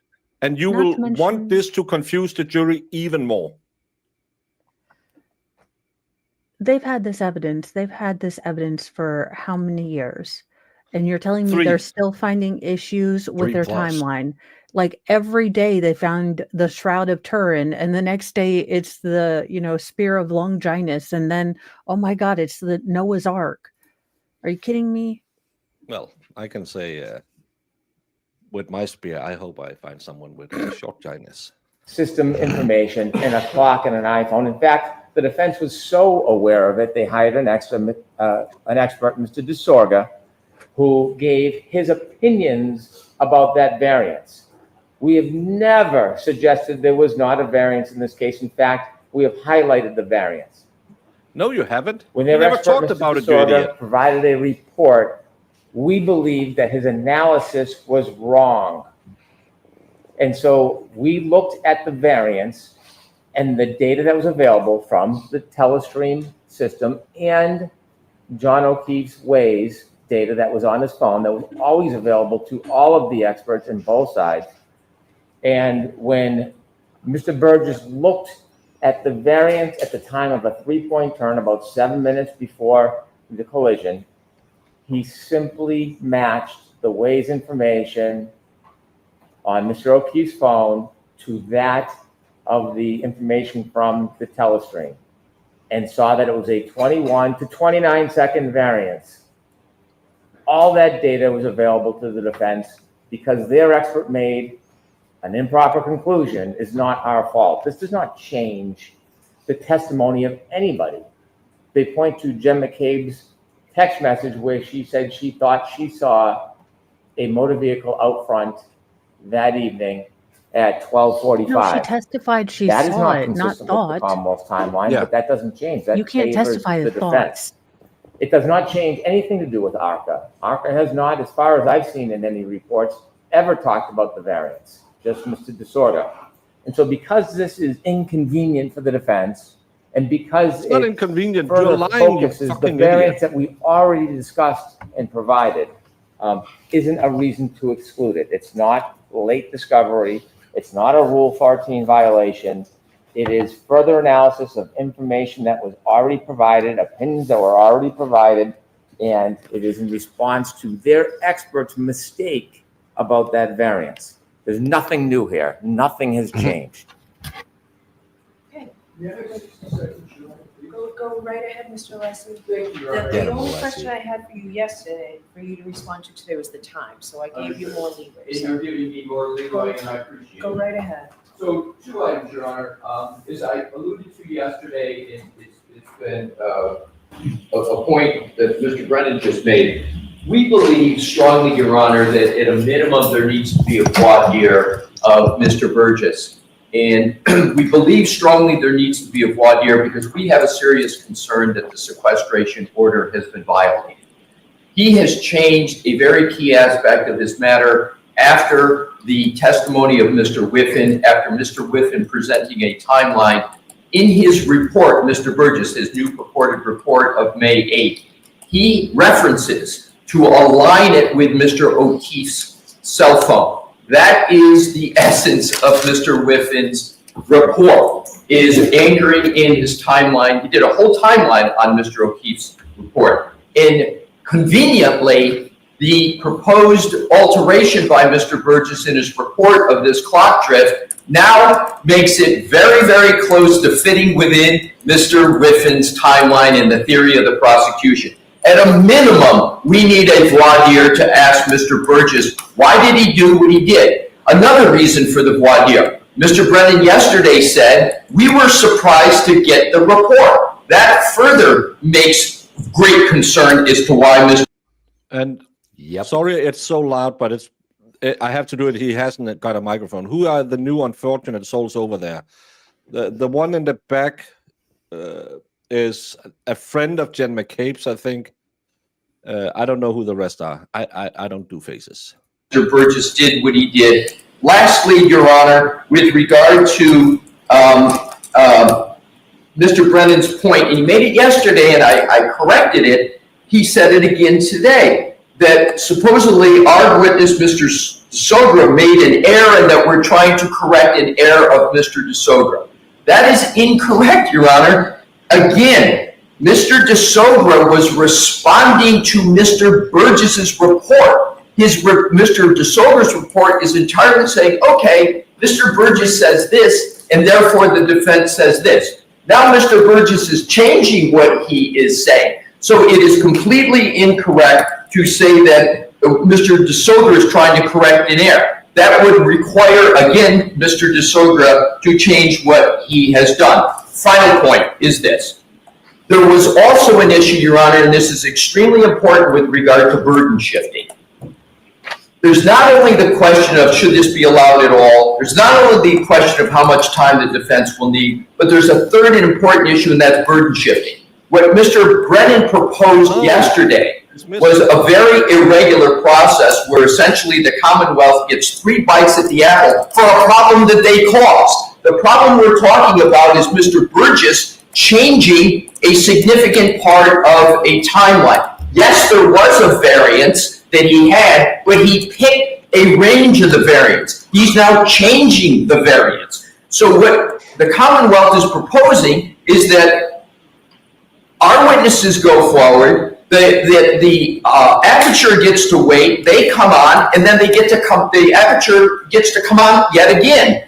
Burgess is an expert from the company Aperture, who the defense has, the state has hired this time to combat ARCA because they didn't have anyone else but the poor Trooper Paul the last time.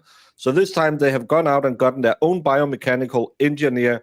It's a new company, newer company, not as well known, who I can't remember how long they have been going, but they don't have NASA.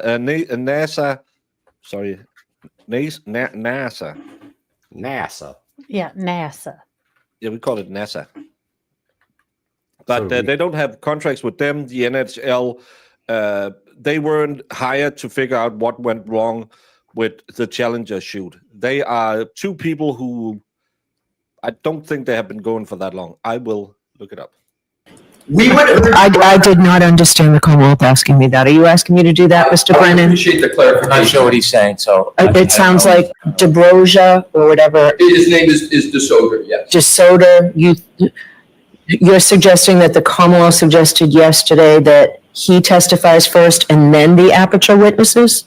What I understood was going to happen is Mr. Brennan said yesterday that Dr. Welcher cannot come in until after. No, I didn't understand that. I understood Dr. Welcher, Shannon Burgess, and then Dr. Welcher for everything that you folks received prior, January 31st, whatever the date was.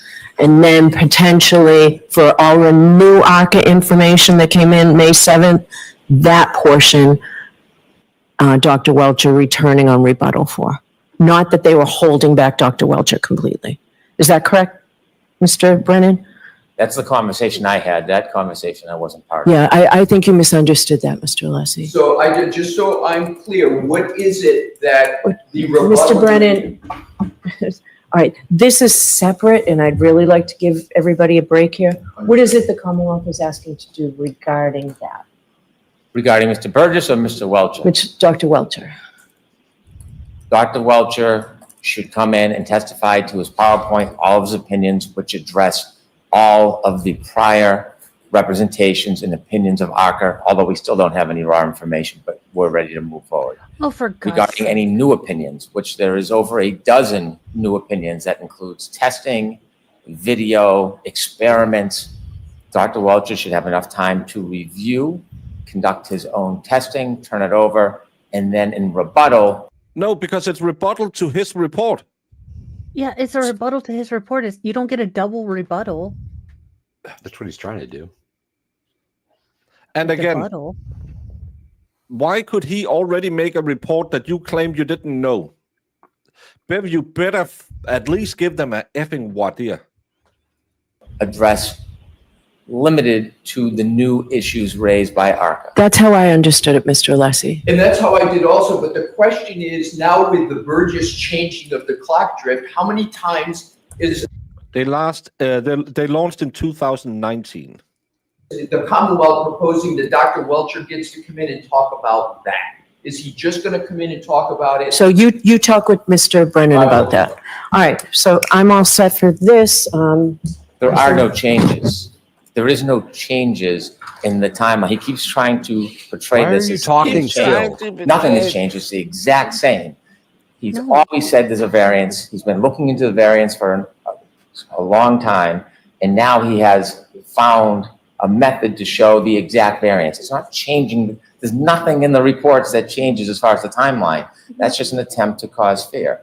There's nothing that has changed. We can look at the report. It's all the same, always has been. Other than now, he's identified the mistake. That's what of their you said expert, yesterday. and that led him There's a to be able change to to the identify the variance, which is helpful and new. And the suggestion that there's been some. If it's helpful and new, then something has changed, you idiot. Then it's not the same, because then you didn't need a new report if it's the same. I can't Yes, with this and guy. why He's so did full of he shit. change his report or have an addendum to it? He just happened to have an epiphany all of a sudden, just his brain Yeah, light but where bulbed. he meant exactly the same as he did in the report they replied to. Oh, fuck, this guy's an idiot. Of an order, no good faith basis whatsoever. None. Does the Commonwealth oppose a voir dire just on that one issue? Yes, because it's suggesting that there's a good faith basis for it. Nothing has. Ian Whiffin's report was available to the defense and our experts months and months and months ago. The issue of variance has been an ongoing issue for months. There's nothing that triggers a change in the testimony. There is a new report where he to adopt or adapt to it. Our timeline has been the same since when we turned it over at the beginning. Yesterday. They cannot point to one thing that has changed between Dr. Belcher, Ian Whiffen, Jessica Hyde, or Shannon Burgess. They're just saying things without a good faith basis. In the report, show us where something has changed. Yeah, please. Your Honor, to inform you, Your Honor, we would like to print the page in the clock adjustment because what Mr. Brennan says is Yes, correct. and I'm happy to any information. All right. Change. 20 minutes. 20 minutes again. Thank you. All right, so the court. Hank, stop talking. Nothing's changed. Did you hear that at the end? Hank, shut up. Did they say 20? Did she say 20 minutes? Yes, I believe so. Then we're at lunchtime. Yeah, but I'm wondering if she's taking 20 minutes to think about her motion. And Burgess. They just wanted to hear if I could hear him say something. Nine. All right. Change. 20 minutes. Nine. I can't hear what he's saying. He says nothing has changed, not anything, I think. Yeah. I think the guy who says change is Alessi when he's sitting down, because he doesn't really hit the microphone, and then I think Brennan, because he's pissed off, when he goes to turn off his microphone. Yeah, if nothing has changed, there's no reason to use the report. There's no use. There's no need to even do a new report. Yeah, unless you want to get more money. Like I It's wrote only another 11. report. Oh, sorry. I was just wishing. I'm making tortilla wraps tonight. If I have some time for it for once. I need food, wonderful food. I need food, wonderful food. Today is the last day of the school year before exams for Danish students, where they dress up, get drunk, and throw caramels at the younger kids in school. Well, give the younger kids caramels. That's our Baker, tradition. what is up with your people throwing things at people in celebration? I love it because it's kind of like assault, but kind of you get away with it. But that being said, where'd that come from? Well, we in my school, they were all 10th grade always had the same classrooms. There were two A and B in most years, and they were up on the second floor, third floor for you, because we count the entry not as the first floor. And they would be up there, and then we'd chuck caramels out. And the first couple of years it was fine, and they did the underhand throw. And when we got a little bit older, people found out you can store your bag of caramels in the freezer overnight. And then you can really whip it good. Oh no. And sadly, I heard in the radio today that multiple schools have now done non-alcoholic last days in school. That's why? What? Yeah, just for science. I got these non-alcoholic booze things that are supposed to have like botanicals in there to make you feel better. They were on clearance for $5. I wonder why. Yeah, they tasted gross and I didn't feel any different. We never had a Queen Thomas. We never had a King Thomas. Well, it's fun because then you will also go around. The last day in school. Let me educate you kids about how you do last day in school. You do the big and the hat and the thing and the weird. You dress up as something. Then you go at 6 in the morning. you'll go meet with your buddies and you'll slam some gammeldansk. That's for you, it will probably taste like my lord. You slam some of them, have some beers, and then at 7, 8 o'clock, you'll go to the school where you'll have breakfast, where the teachers will then provide you with alcohol because it's the last day in school. And then you'll keep drinking. And then at around 10-ish, where you have we have like 2 big breaks in the school day. Before that, you'll run around in the classrooms and just chuck caramels into the room so the kids will fight over them in the middle of the classroom. And then at the big break at 10 or at 9:30, we would stand up in the windows and then throw it out in the schoolyard so everyone could grab some caramels and go. And after that, you would go play either soccer or I think you call it rounders against the teachers. And it will at some point become contact rounders or contact football because you have some scores that you need settling after 11 years in school. So that's a good school day. And then you'll steal a moped and you'll go to an after party and then you'll sneak into a nightclub and all good fun stuff for what was I when I left school? 15, 16 years old. Yeah, Well, if teachers were because you're handing out communist. booze. No, this is 10th grade. When you are, well, I went with the grade above me, but normally you are like 16, 17 when you leave school. You have the people school and then you have vocation school or prep for uni school or business school. So it's after 10 years in the people school. You'll have that, and you'll be like 15 years old. So it's a perfectly fine time to get hammered before 8 o'clock in the morning. What's the drinking age against in Denmark?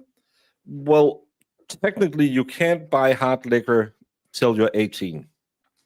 16, you can buy wine. You can buy. I think you could buy Fireball because that's only like 14% or something. You can give that to pregnant women. Not medical advice. And beer, of course, because beer is not drinking. So that's Fair point. That's But it's not good. 9th grade is when you do that, and normally you start in school in kindergarten when you're 6 years old. So 9th grade you'll be 16. Now I want caramels, Baker. Thank you. If drinking starts at 6 a.m., pretty sure no one would be staying at school to chuck candy. Of course you would.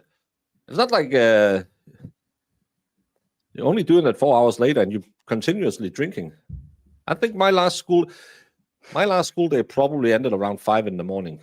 Yeah, probably did it like at 24 hours. Mo would be asleep in first period, sleeping it off. They'd be like, have another beer, Mo. And I'd be like, gonna need a wheelbarrow to get to school. No, we'll stay there because we will have that contact rounders or football later with all the teachers we don't like. Hank is acting more and more childish as the state case falls apart. Yeah, and I really hope that Bev will see the reasoning. And I hope that they have that piece of paper they claim where they change the timeline, because then he will have egg on his face and she should come back. I am infuriated. Yes. You haven't missed anything today. They found John O'Keefe's DNA on his clothes. See, you just move here, and as long as you can pay for yourself for the first 3 years, you're welcome. Ooh. We also have 3 more years. Well, I did 4 more years for my education, but we have what's called the People's School. That's what everyone must have. The mandatory, I believe, is 9 years of school in Denmark. But because you have kindergarten, for most people, you'll do 10 years. And back when I went to school, you could do a 10th grade as well, but that got removed. And then you would either go to a vocation school like I did, the culinary college, or you can go to like business if you want to be an office worker or work in retail, or you can go for the gymnasium. That's the one where you prepare to go to uni and study. So we do 3 years after that again. You, as long as it's consensual, Brandon, you can pick whatever. Yes, Brandon, I'll allow it. I wasn't 21 until senior year of college. I had my baker degree when I was 20. Yeah, they found his own DNA on his own clothes. That's they didn't know where up. There was everywhere from 2 to 5 people mixed in with his DNA, and they never tested anything that could tell them who, if any, it was. People in Wales go to school from the age of 3 years old up until they're 16 years old. Well, you don't have to go to. Well, we have the kindergarten is called kindergarten class because it's kind of like a bridge between kindergarten and school. So you don't have to do that. You can start in first grade if you want. You can be home till then. You can be homeschooled, but I have never heard about anyone in Denmark being homeschooled. We don't love our kids that much.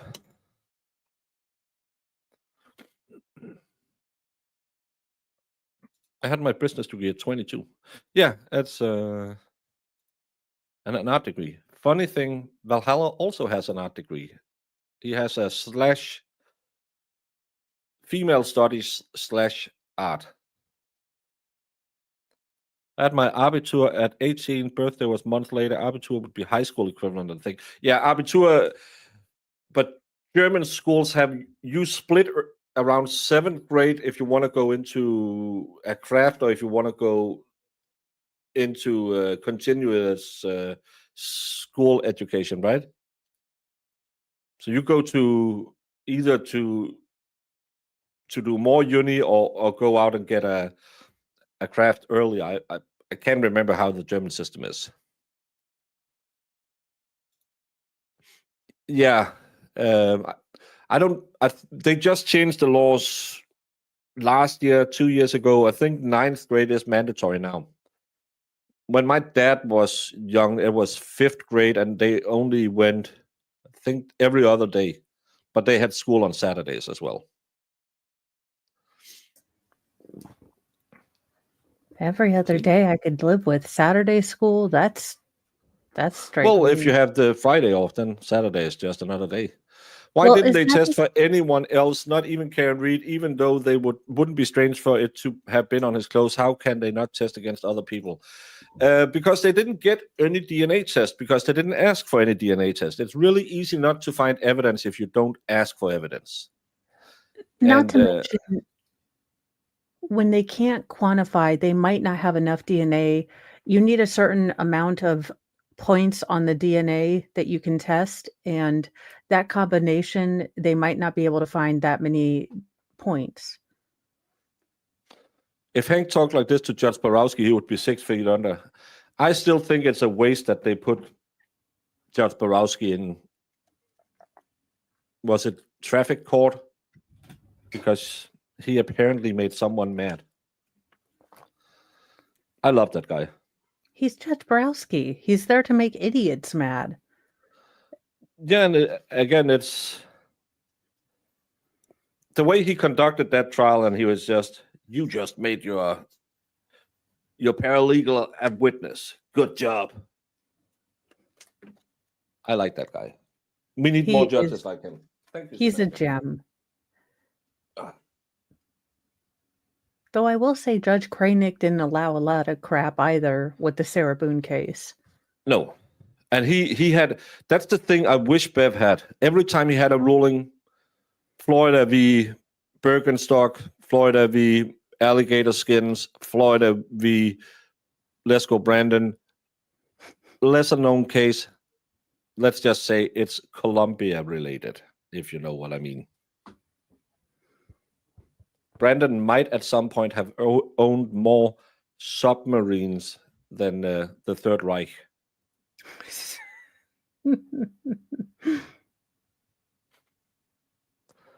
After Abitur, you can go to school. The other schools can't. Yeah. Oh, so yeah, the Abitur is the one you take to go to uni. Okay, yeah.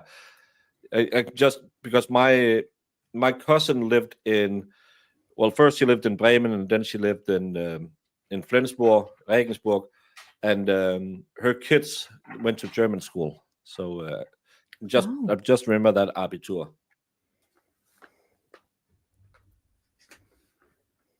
Oh no, dinner party. Oh.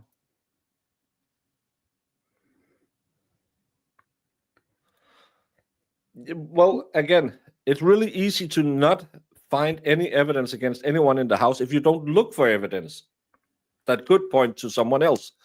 So it's really good for the Bowden defense to show they never did an investigation that made sense, because everyone would say, why didn't you test against all the other people we're talking about's DNA if they were with him that night? And no reason. That's hilarious, Brandon. That's hilarious. These specialists are given orders, directions as far as what type of testing to do. When not asked to test, no testing is done. Yeah, that's they don't get paid for. You don't get paid at your job for not doing something you want to do. You only get paid to do what the boss man asks you to. I would be on my couch watching football right now if Jamie hadn't ordered me to stream. She claims that my first check is still in the mail and she won't write a new one till the first one arrives. So it's only been 3 years.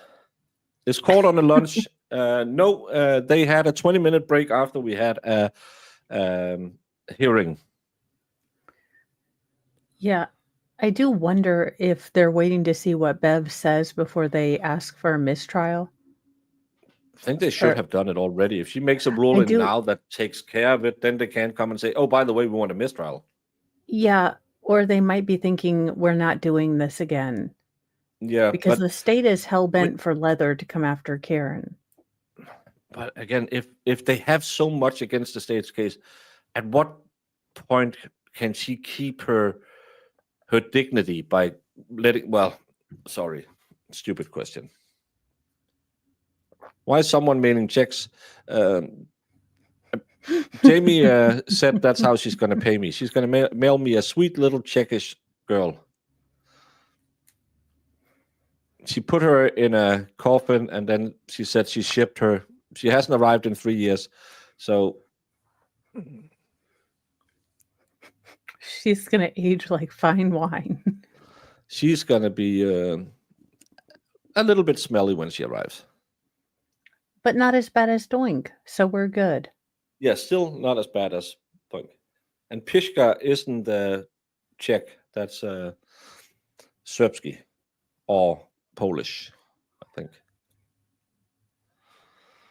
That's why he should have argued yesterday what he said today and added mistrial with prejudice at the end. Yes, I agree. But I've seen the Twitter lawyers, and they say, well, do they want to do the trial if they don't get the prejudice? At what point can the Commonwealth keep off the charade as well? We know that today Hank or someone else has cried to Bev about the juror making faces because they are reading Sue and Machado's follow-along court rundowns because they say this one is smiling. Oh, they laughed at them with the solo cups. So today she gave an instruction to not prejudice anyone. But again, they are following this closely. And at this point, you have to be a paid member of the MSP. You have to be an idiot influencer who thinks that you will get clout, or you have to hate Turtle Boy to believe Karen Reed is guilty. There's no, and sadly, one of our regular viewers claims she's innocent, but I still have seen no evidence proving she's guilty. Oh, sorry, guilty, not innocent. I haven't seen any evidence, and they can never provide it. She was drunk. Yeah. He wasn't hit by a car. Well, she was drinking. He wasn't hit by a car. Well, she was there. He wasn't hit by a car. Yeah. Jen said she said it. Doesn't mean there's a reason why you never ever rely on eyewitnesses in a case. because they are highly Inaccurate. inaccurate. Just ask 5 of us who has been watching this today what color of clothes Valhalla had on. He's been on screen for over an hour. What color was his shirt? White t-shirt, graphic writing. I can I I can't go think. back and see it. I don't know. I'm probably wrong. But that was one of the I have a case we just started this week, and we only had one witness, and we were instructed by the judge, if we don't see video that can back this up and we don't get the victim to do, then we'll most likely not be able to do it, because you can't base it on an eyewitness. Even if the most people do is grant a mistrial without prejudice, you don't want to walk the woman to a jail cell. I agree 100%. And that's why I said it when he said, and one more thing, I said, mistrial. I think they should have said, the only thing that can remedy this is a mistrial, but we will have to settle with a voir dire. He did settle, or he did subtly say it by, this is irreparable. The damage. Yeah, but he cannot needs be to undone. say the words, because Well, yeah. it's like everything else. You need to say it. Great t-shirt. I don't know. Well, I can see my own live stream, can't I? Yeah, I can. I can click back in it. Yeah, he has a gray shirt on today. The more you know. But when I ask you all tomorrow, you don't know. That's why you don't rely on eyewitnesses. Nope. Valhalla is sleeping on the floor. Yeah, I love that he. I had 2 monsters. Who isn't here? Well, I was out taking care of the goats. Yeah, I heard the goat stream.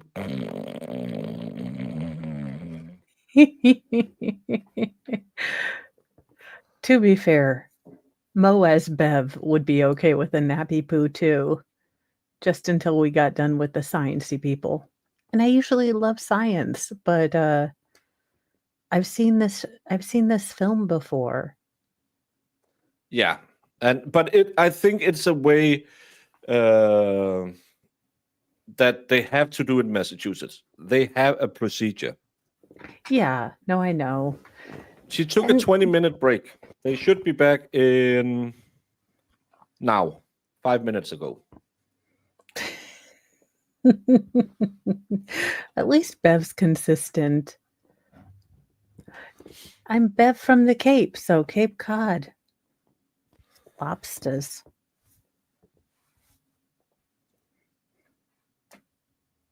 Yeah, that's wrong. There should be evidence that back up his, maybe not firsthand, but at least enough circumstantial evidence to back him up.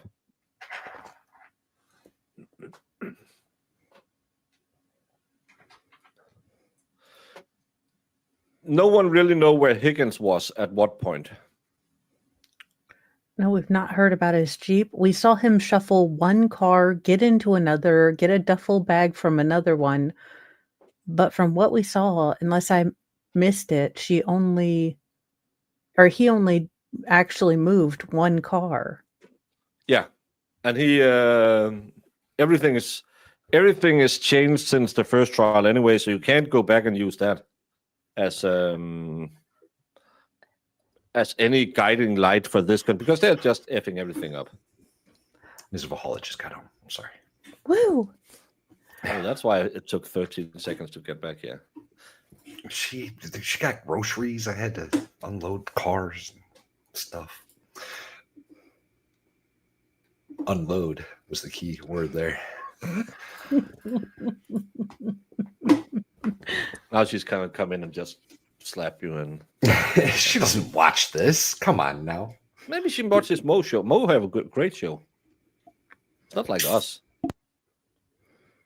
I try once in a while to have a show that's good.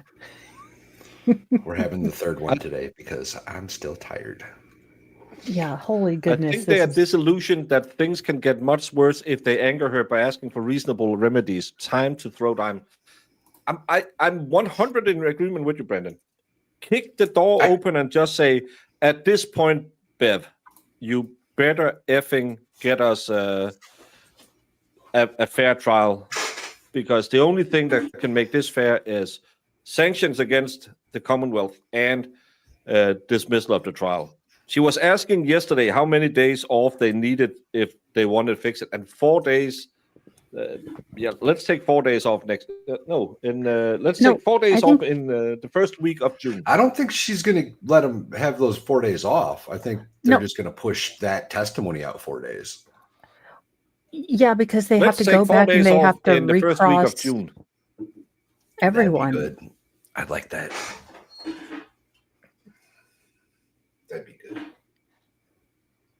Oh, and in all fairness, I was wearing a green shirt, an olive green shirt this morning before I jumped on. But when I went out in the barn, I got poop on it. So I had to change shirts. Damn ducks. Daggone. They poop on everything. I'm about over the ducks. Ducks are probably not going to be here long.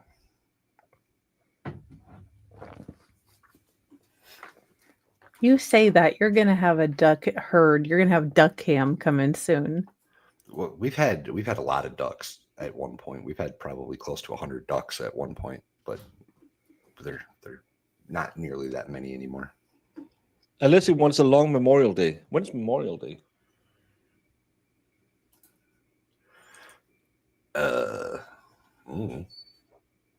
Soon. Actually, today in Denmark is a great prayer day. When we went from having all the Catholic prayer days, just made one big one, and then 2 years ago the government took that away as a special day because we had to pay for a certain kerfuffle in Ukraine, because we really needed those 3 billion. Last year's surplus on the budget was 133 billion. So those 3 billion, yes, don't take a day off, because they were the ones that just tipped us over. Imagine if we only had a surplus of 132 billion. That How would be could terrible. the country It run? would be terrible. That would be terrible. Memorial Day is on Monday, the 26th, and that is a national holiday. Therefore, there will be no court, I assume. Oh, you are celebrating that our king has his birthday that day. That's nice of you. Yes. And for the record, Memorial Day is not a celebratory day. It is a day of remembrance. It is a day of... You can remember the new Danish king. I'm fine with whatever you call it, but it's his birthday and it's in his honor. Thank you, America. You're welcome. We tried. He's a veteran too. He's actually a frogman, the Danish seal. So and he didn't do the normal royal where he just showed up one Monday and just got, oh, congratulations, you're an admiral. He did do the entire. So he's not like the education. English royalty, you mean? He's not like his little brother who got all the. No, he actually. I played for them when they had the. I think it was like the 50-year jubilee for the Frogman Corps, and he was doing all the same crap as everyone else, jumping out of helicopters and stuff like that. He's a man's man, just like Steven Regal. He's a man's man. Oh, got it. Fun.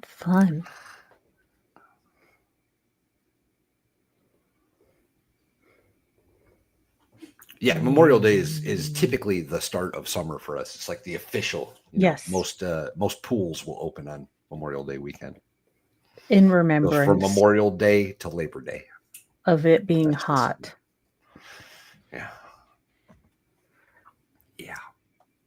But also, a lot of people died to protect our safety, and we should remember them. And hot dogs. Yes. So when you're at your barbecues and enjoying your pools and whatnot, just remember it's because look, people didn't make it home. Someone changed their profile. Hey, Pure Blood. Wait a minute. Karen's a plant too? Yeah. It's the lizard. I told you the lizard people, Mo. Why don't you ever? You're sitting here with you. Oh no, the Earth is not balanced on the back of a the lizard tortoise. people, so why are they persecuting It's the their lizard own? people. Because it's what other way to infiltrate you, Mo? That's it. Claw me, because no, just no. That's the way they get you. You'll start out thinking, well, maybe there is such a thing as lizard people, and then they do all these little tricks, and in the end, you will forget that the world is actually a disc on the back of a turtle, that everyone who works for the feds are lizards, and you can tell everything if you just watch 2012 in reverse. I might not stream tomorrow because the lizard people will get me for telling you the secrets. They might. And it's really important that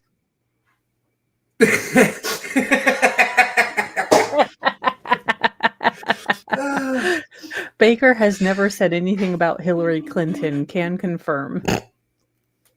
I am all for a good government conspiracy, but you lose me at lizard people, y'all. That's where I draw the line.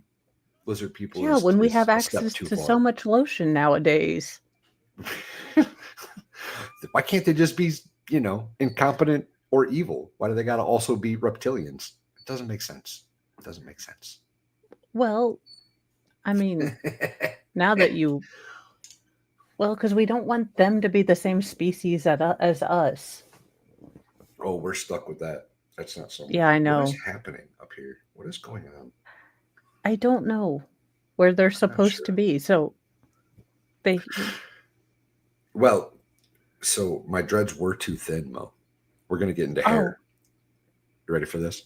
They were too thin, and they would break as they thinned out in certain sections, right? So this one's a little bitty. So we've doubled them up. We've tied two of them together, all of them. Oh. So they're adjusting. Oh, well, that is news to me. I didn't know Any you information? change your girth on your dread. Not. Something has changed. In the clock adjustment, because what Mr. Brennan says is Yes, correct. and I'm happy to any information. All right. Change. 20 minutes. Not. Thank you. All right, so the court, please. I just wanted to go back and make sure that it said 20 minutes. How long ago was that? 35. Oh, it's about average. Oh, yeah, that checks out. We Tutti changed Frutti, to another I thought about doing dreads in the beard, but Mrs. Valhalla shot that down with the quickness. She was not about that life.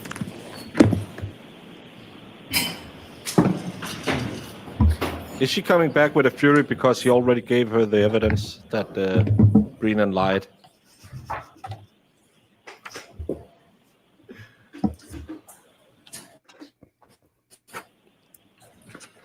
Valhalla is a pet. Court of session, please be seated. Former pet. Former pet. Thanks, Chrissy.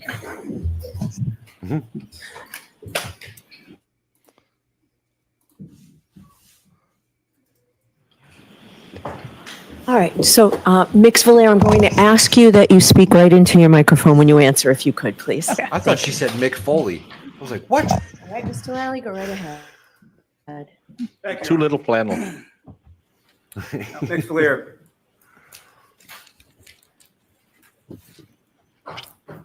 We talked about sort of the physical match or mechanical fit analysis that you did with regard to each of the items individually, correct? Yes. And can you explain for the jury the process that I think I need to do a morning stream where me and the expert exposes to the lizard people. He's the only one other than me that knows the truth.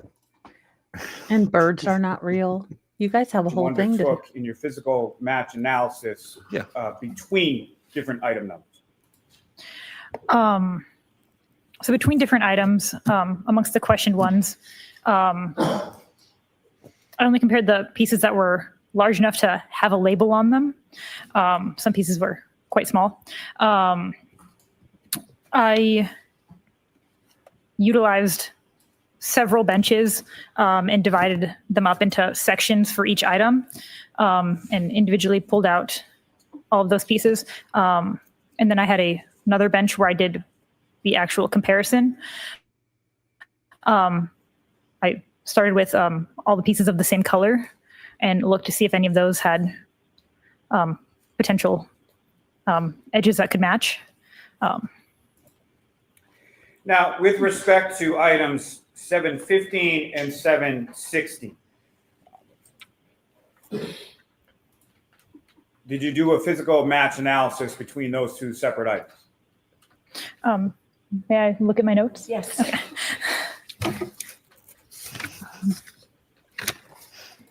This poor kid.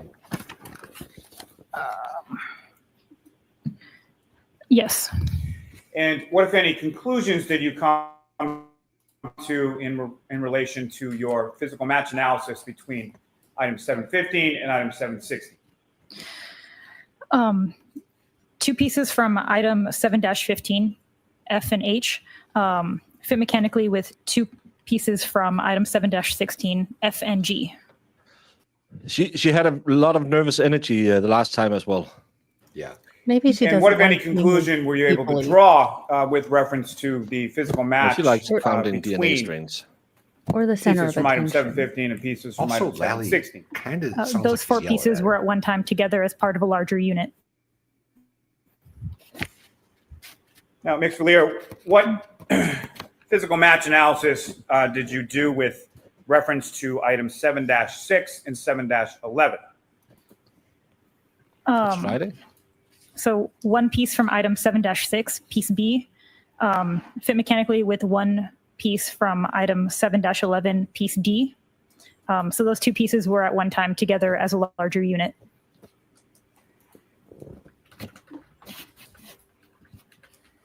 And Ms. Valier, with reference to items 7-8, 7-9, and 7-16, what, if any, conclusions were you able to draw from any physical match analysis you did between pieces from those three items? So two pieces from item 7-8, pieces C and D, one piece from item 7-9, piece A, and one piece from 7-16, piece E were found to have a mechanical fit. So those pieces were at one time together as a larger unit.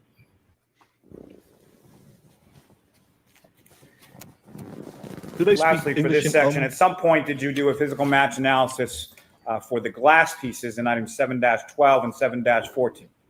Yes. And what conclusions were you able to draw from your physical match analysis between 7-12 and 7-14? There was no physical match between the glass pieces from, or parent glass pieces from 7-12 and the glass piece from item 7-14. Now, Ms. Valier, are you aware that there was an additional analysis that was done with respect to glass pieces and other glass pieces that you didn't examine in your analysis at your lab? I know that there was other trace work done. I'm not sure exactly what the work was. Okay. And do you know who performed that additional trace work? Christina Hanley. And who is she to you as far as in reference to your work at the lab? She's my supervisor. Now, with regard to each of these items individually, they came as labeled in individual bags as we demonstrated on the screen, correct? Yes. Okay. And with respect to those bags, did you note any particular date associated on the front of those bags? That's documented in my photos. And all I'm asking here is that with respect to each of those bags of items, whether they be 3-1, 7-4, 7-5 or 6 or 8, many of those bags had different dates on them, correct? Yes. Okay. And when you received those items in that bag, you essentially removed the items from those individual bags, placed them on the table, and examined them, correct? Yes. And that examination included a microscopic examination? Yes. Now, with respect to any of those items, there were some items that pieces within the same bag that had the same date on that bag did not fit together mechanically, correct? Yes. However, there were items from one bag collected on one date that did fit mechanically with items from another bag collected on another date. Is that correct? Yes. Now, if I could turn your attention to item 3-1. Again, for the jury, what is the physical description associated with item 3-1? Item passenger side taillight, Massachusetts 3GC684. Now, did you perform a physical match analysis with pieces from item 3-1, 7-5, 7-6, 7-8, 7-10, 7-11, 7-12, 7-13, 7-14, 7-15, and 7-16? I compared them, yes. And what, if any, conclusions did you come to from your analysis, your physical match analysis between item 3-1 and all of the items beginning with the number 7? There was a physical match with, do you want me to list? If you all could, of them? please. Okay. How the heck does So expert 2 pieces wear from item glasses 7-5, inside? 4 pieces from item 7-8, 1 piece from item 7-10, 4 pieces from item 7-11, 2 pieces from item 7-12, 2 pieces from item 7-13, 4 pieces from item 7-15, and 4 pieces from item 7-16 were found to fit mechanically with item 3-1. And what, if any, conclusions were you then able to draw from your physical match analysis between item 3-1 and each of those respective items beginning with the number 7? Those pieces were once together as part of a larger unit. May I approach, Your Honor? Yes.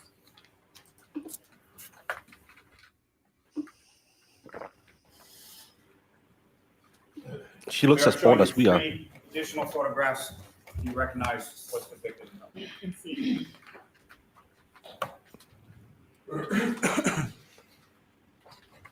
Put it on the screen. And may I publish, Your Honor? Yes. Ms. Gilman, if I could have photograph 2096. Ms. Gilman, yes. If you could even zoom in just a little bit more on the item itself. Ms. Villier, what are we looking at in this photograph? So those pieces that I labeled from item 7 all of those, they all fit together mechanically into this piece. And as far as earlier, you were testifying as far as the label maker and the different various pieces that you would label throughout the process of your physical match analysis. Do you see these in this photograph as well? I do. And where are they located with reference to the reconstructed piece above? They're those little white rectangles on the piece.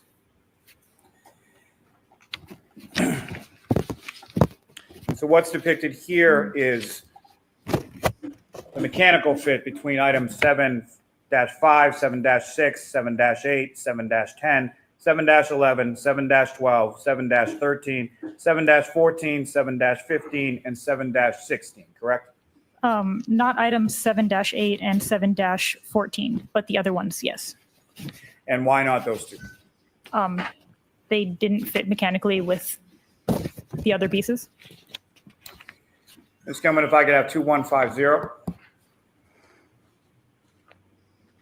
And again, if you could just zoom in a little. And Ms. Villier, what are we looking at in this photograph? So on the right side was that piece that was just shown. And on the left side is item 3-1.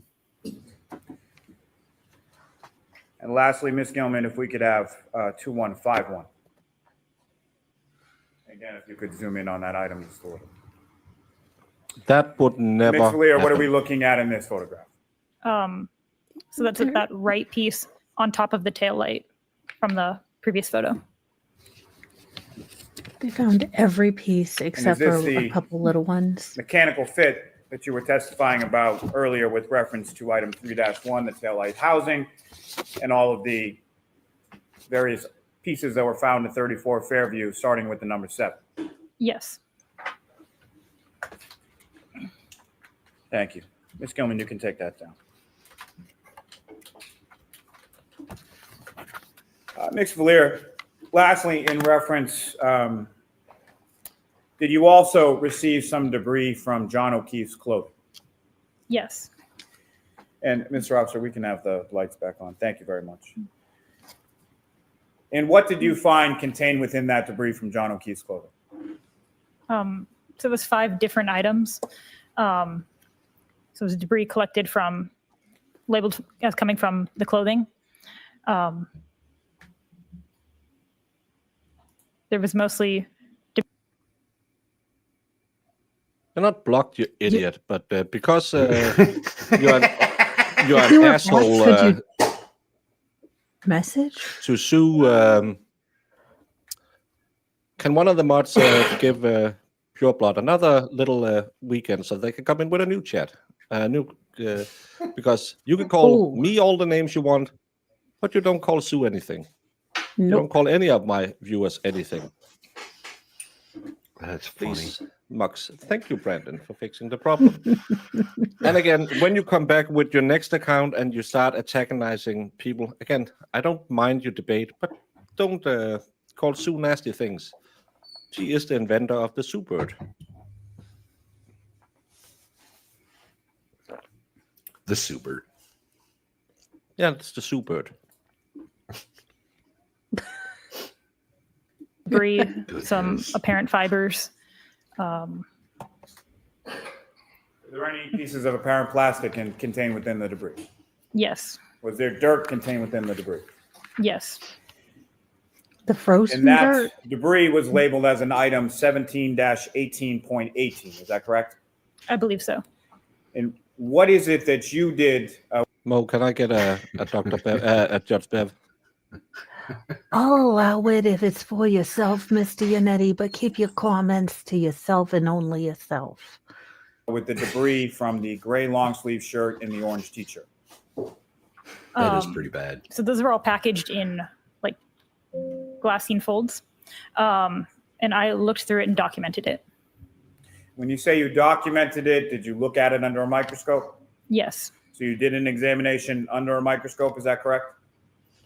Yes. And did you measure some of those items contained within the debris? Yes. Specifically, did you measure items of apparent clear plastic contained within the debris? Yes. And what did you measure those items to be?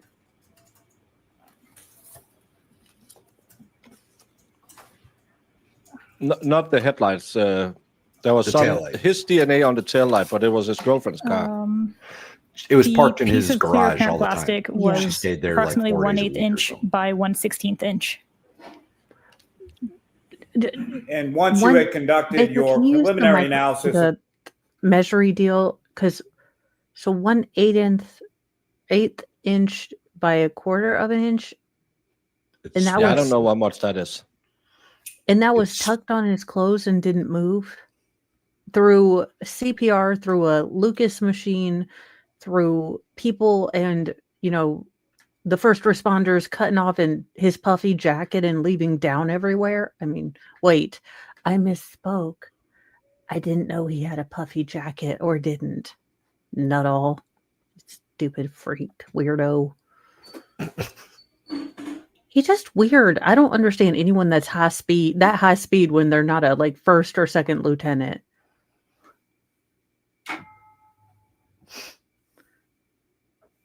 those items, where did those Someday, items go? well, maybe someday.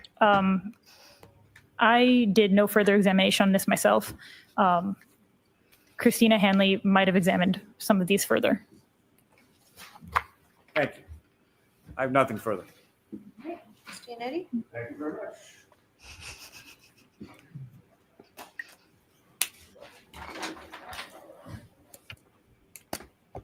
Good afternoon. Good afternoon. I'd like to first talk fairly briefly about your reconstruction of the taillight to which you've testified. Well, I think he's going to do At it. the outset, by the way, that I think was he's gonna item demonstrate that 7-3.1. Proctor found Am I correct? these, and Sorry, Yuri for found all which one? these. That's the tail light. This 7-3.1. Am I correct? 3-1, I believe. 7-3-1. The tail light is item 3-1. Oh, 3-1. I'm so sorry. Okay. With regard to that particular item, your lab has different departments, correct? Criminalists who do different things, correct? Yes. You are aware that there are scientists within your lab who do DNA analysis, for instance, correct? Yeah. Yes. And with regard to the order of processing items, is the DNA analysis done before or after you get the item? It's usually before. Okay. In this case, it was before. Am I correct? I believe so. Were you made aware that there were 3 contributors of DNA to that taillight, 3-1? How long were you made aware of that? No. Once you reconstructed the taillight, you'll agree with me that it was missing a piece, correct? Or pieces? There was an empty spot on the overall reconstruction. Yes. Were you ever provided with any pieces of taillight that would have filled in that missing spot? No. Were you ever provided or told about any pieces recovered from 1 Meadows Ave in Canton? No. Were you ever told about a collision at 1 Meadows Ave in Canton? Sustained. In any case, you'll agree with me, there was no glass in that taillight at all, correct? Glass? Yeah. What Oh, is he because the talking about? last witness was talking about glass found on the bumper. Yeah, and in the tail light, something. Yeah, something about glass with the last witness as well. Within the tail light, I classified them as apparent plastic pieces. There's no glass as part of the taillight, correct? I mean, it depends on what you call, like, the bulbs usually have glass as far as I'm aware. Those are very, very thin glass, though, correct? Those bulbs? Yes. All right. Now, your lab received clothing in connection with this case. You've testified to that, correct? I received the debris labeled as coming from the clothing. I never saw the clothing at all. Right, but you're aware that your lab received clothing before the debris got to you, correct? Yes. And your understanding was that that was John O'Keefe's clothing in which he was found on January 29th of 2022, correct? It's labeled as coming from him. I'm not sure of the date that it was found. Okay. You understand the procedure of that goes on at your lab when it receives evidence? Yes. And you know that once clothing is brought to your lab, it's given evidence numbers, correct? Yes. And then one of your colleagues at the lab handled the clothing and or examined it, correct, before it came to you? Yes. And your understanding is that one of your colleagues retrieved debris from those items of clothing and then packaged it in a fold before it got to you, correct? Yes. You then open up the fold and you look at the debris, correct? Yes. You never saw that debris inside the clothing, correct? Correct. And the pieces of clothing that come in are given evidence numbers when your lab receives them, correct? Yes. For instance, the orange t-shirt was given or was named item number 7-17. Yes. And the gray long sleeve shirt was item 7-18, correct? Yes. It's a brilliant And your lab strategy. is accredited, correct? Yes. There is a complete chain of custody from the moment the clothing was brought to the lab to when the debris was removed from the clothing, ultimately to when you're in court today handling the items, correct?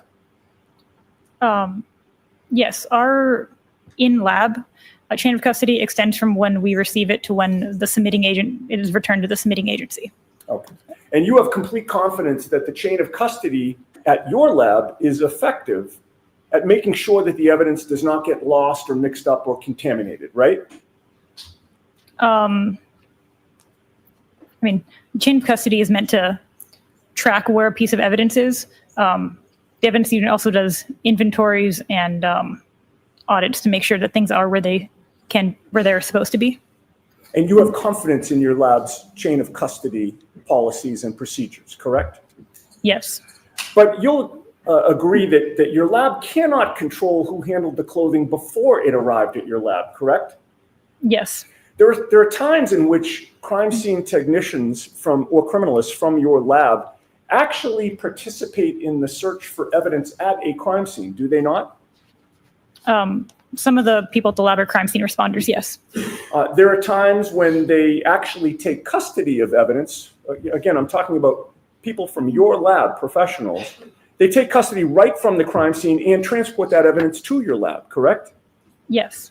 In those circumstances, your lab would have a complete chain of custody from discovery to seizure to testing or whatever comparison you're doing until you release the items, correct?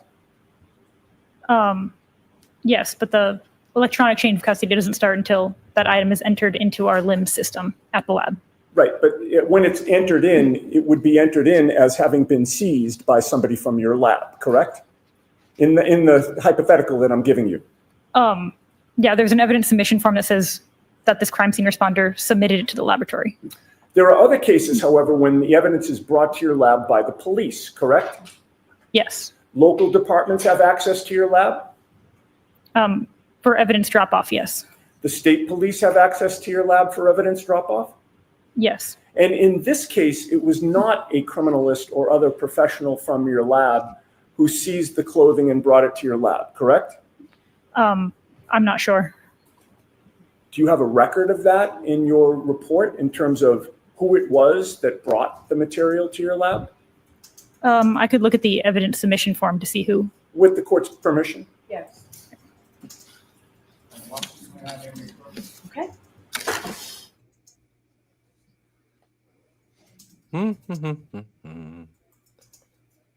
Another sidebar? Submitted by. Seized. Yes, but the electronic chain of custody doesn't start until that item is entered into our LIMS system at the lab.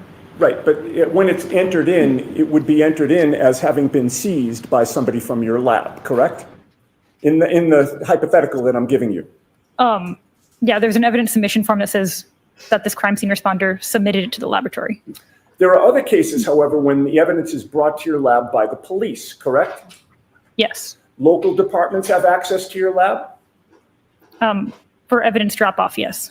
The state police have access to your lab for evidence drop-off? Yes. And in this case, it was not a criminalist or other professional from your lab who seized the clothing and brought it to your lab, correct? I'm not sure. Do you have a record of that in your report in terms of who it was that brought the material to your lab? I could look at the evidence submission form to see who. With the court's permission? Yes. Sorry, I went back too far. I thought there was a sidebar. There was a sidebar. I do.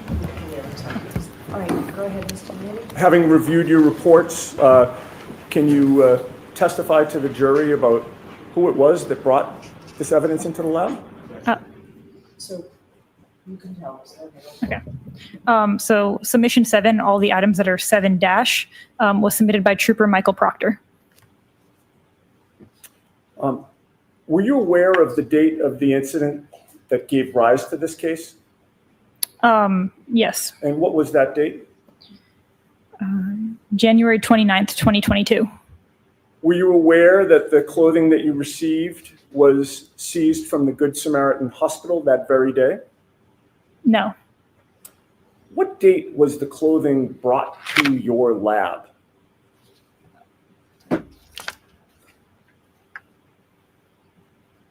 March 14th, 2022. So that means that your chain of custody at the lab began on March 14th of 2022, correct? Yes. And would you agree with me that was about 6 weeks after 6 weeks, 1 month the and a date of half. the incident, January 29th of 2022? Yes. And of course, you can't speak to the chain of custody from January 29th to March 14th of 2022, correct? Correct. And you have no In fact, information nobody and do can. not know why Michael Proctor waited 6 weeks to bring this clothing to your lab, do you? Sustained. Do you know where Michael Proctor stored this clothing during that 6-week period? No. Do you know how often he was alone with access to the clothing during that 6-week period? Do you know if he had access to pieces of red or clear taillight during that 6-week period? He did. Sustained. Move on, Mr. Newman. That's how you plant stuff in the mind of the juror, and just move Actually, on because you can't. not ask she present would everything. when the know clothing that. was seized, She correct? would know that. She No, would know because that. there's He no turned chain it- of custody. He turned it into her. At the very least, he had it on the car ride from the evidence in Canton or the trooper station. Yeah, to the technically, lab. yes. At the very yes. least. Yeah. Correct.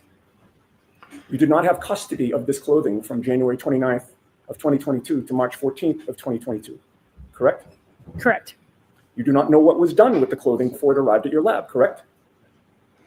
You've covered this, Mr. Newman. Move on, please. One last question. You cannot vouch for how the clothing or taillight pieces were handled before they got to your lab, correct? I cannot.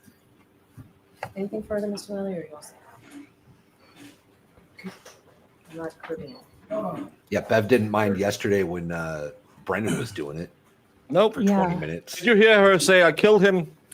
Did you hear her say, "I hate you"? There I is killed a you"? separate evidence unit contained within the Massachusetts State Police Crime Laboratory, correct? Correct. And fair to say you have absolutely nothing to do with that, correct? I'm not a part of that unit.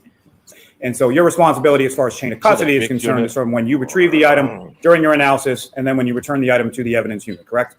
Correct. And from that analysis that you performed, you found that there were 10 different items, starting with the number 7, that were a mechanical fit, the 3-1, the taillight housing from the defendant's vehicle, correct?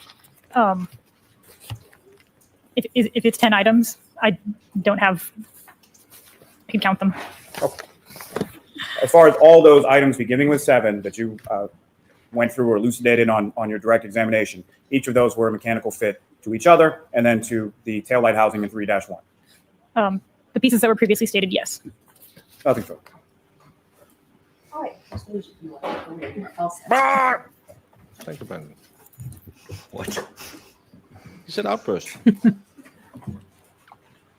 Yay, outburst. All right, so jurors, that is it for today. I am told when I spoke with counsel earlier that we are still on track.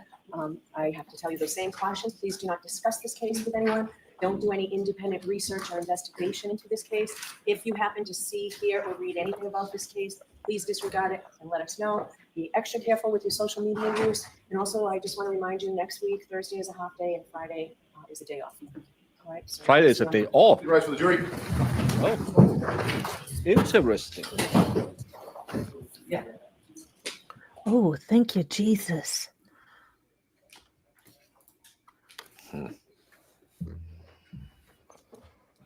unexpected. Short break while jury exits.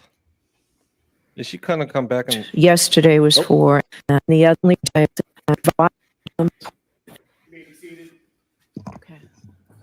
Oh, she's going to motion, maybe. So before we recess, I appreciate that council provided me with the information. Mr. Leslie, I got the 2 reports that you had that were incorporated and what the Commonwealth had given me a few minutes before, but I appreciate that it was pointed out here. We've had full argument on this yesterday and today. My findings for the record are that the defendant has not persuaded me of undue surprise or unfair prejudice by this information. Shocking. And I don't find that there's Shocking. delayed disclosure. Of course, all of this is ample game for cross-examination.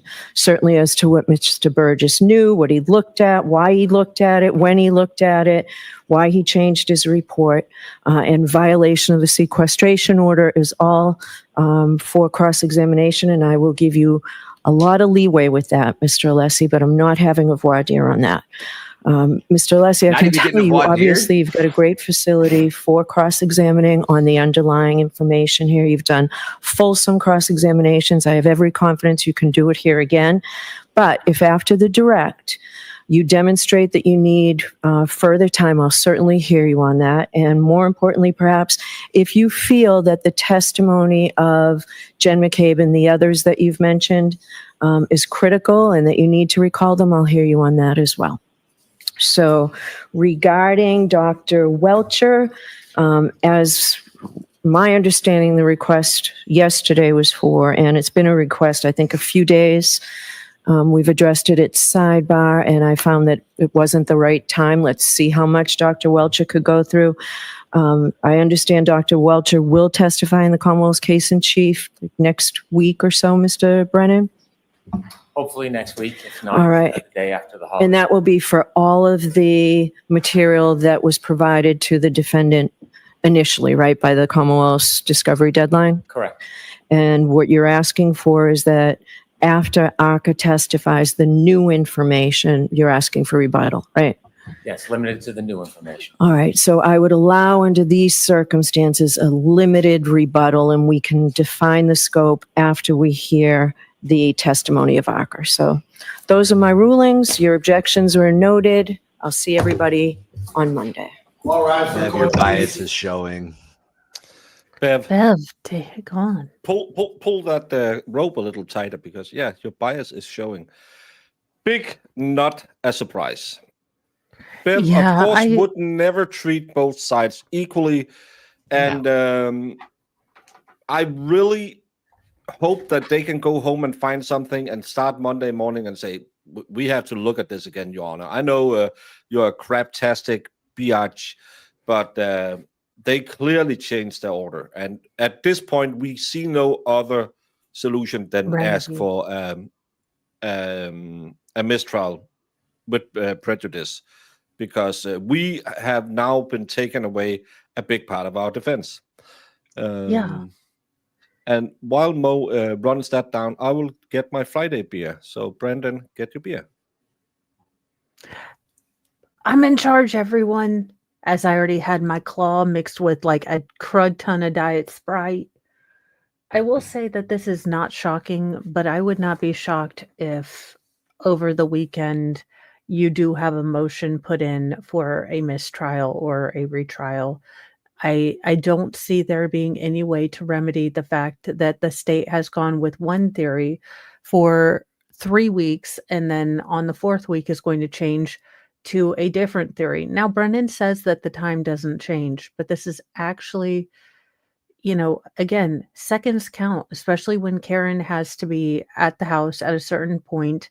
And no, at least not my Wi-Fi starts 3, or a football length from my house. I live in the country, so maybe it's different in the city, but it does. My Wi-Fi does not extend to 30, or is it 100 yards or 300 yards? Mine probably does. The goat cam's out in the barn on the far side of the barn. Oh, fair point. My phone will pick it up almost all the way to the mailbox. Almost. I guess I've Mine not might. done scientifical stuff with it. I've got good internet though. I've got fiber.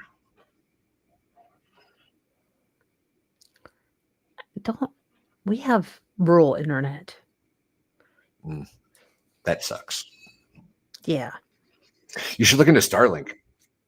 I don't know if it's I any have good or already not, but my neighbors offered- got it and they like it. I know I have already offered Elon Musk to be the only chick that's not a socialist to have his kid. I'm willing to have cosine tangent messiah through IVF and call him little cosine, little Coco. No, not Coco. I have issues from this trial. Little C. I'll call him little C. That's fine. Thanks for pausing while you talk. I left YouTube because of ads. Looks for someone on Rumble. I found Retrial Law or something, and they talk through the whole testimony. I will follow you. Thanks. Independent thinker, this is what annoys a lot of people with us, but some people really like that we take the breaks because, well, if it's just running down people's CV and the educational background, we might talk over that. But we do know how annoying it can be when Mo and I are sitting here waxing on about our waxing routines. I am more of a Brazilian. Mo is, if you're thinking early to late Amazon forest, No hippos. Let it grow, let it grow. Can't hold it back anymore. But we do take our times, and everyone is complaining because it takes longer. No, we'll speed through all of it, and we're only 5 minutes late. And everyone who is newer to us, please ask as many questions, contribute as much as you can to the debate, because we also really like to ask and answer questions. Some of you might just pop in and see this for the first time, the trial. Some of you might be old hounds who said, oh, Lally's talking, I'm getting out of here. We like to do a recap. We like to keep you up to speed, and we like to answer questions if we know them. None of us are lawyers. We are barely getting out of public school with a degree that you can pass on, but we are entertaining, and we have a smart group of people in our chat. MG Law, which you should go follow him if you are on YouTube. I think he's on Rumble as well. But MG Law is a really smart cookie, even though he's from Oregon. Colorado, sorry. It's the same place. Am I understanding correctly that she's allowing the prosecution to rebut the defense? After Arca have testified, they will have a talk about how much he is allowed to rebut. Yes. You're a hound dog. Ooh. Thank you so much, Maria. And I hope your husband didn't like my talk too much. Which you didn't give what asked them for brief. I missed something. So I think he's trying to say that Bev, when she said that she didn't hear enough to, give any sort of credence to the defense. She also told them to be short, to not go into detail, and just give me an vigorously overview. Defense. Yeah, but she keeps putting up these barriers so they can't argue in any way that could be beneficial to them, because make it short. And then we know she's already made her motions before she arrives. She doesn't care. But I really hope that they have two variants that they can show the world at least. But yeah. Are you all covering Johnny Somali's court appearance today? No. If you want to have coverage of weird social media stuff, the expert is the channel to follow. He will have Mrs. Valhalla on. They will talk about what girl likes. It's more like a crossover between a fashion show and hair braiding. And Mrs. Valhalla will then say, can we please talk about the case? But that's how it usually goes. More pop culture is the expert. He likes all the internet drama and all the pop culture, all the stuff that none of us really digs in too deep. But it's Friday, and you know what they say on Fridays, gotta get down on Friday. So today I'm gonna chase it. And we lost him. They need to file briefs across the board today or over the weekend, stuff them with paper. I would do that. I would make motion on motion to say, we have now gone through page 4. Page 4 is totally new evidence, can't be allowed. Page 26, and it's 100 and something pages. So I would file motions. But happy Friday, everyone. And damn it. Ready?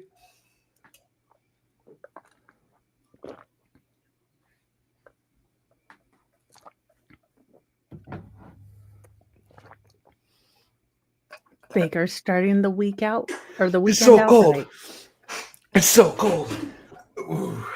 Amateur. I've told you to put them out on Fridays. I figured we were going all day. I usually do it on the lunch. I usually grab it out on the lunch. Oh, it's foamy. Better.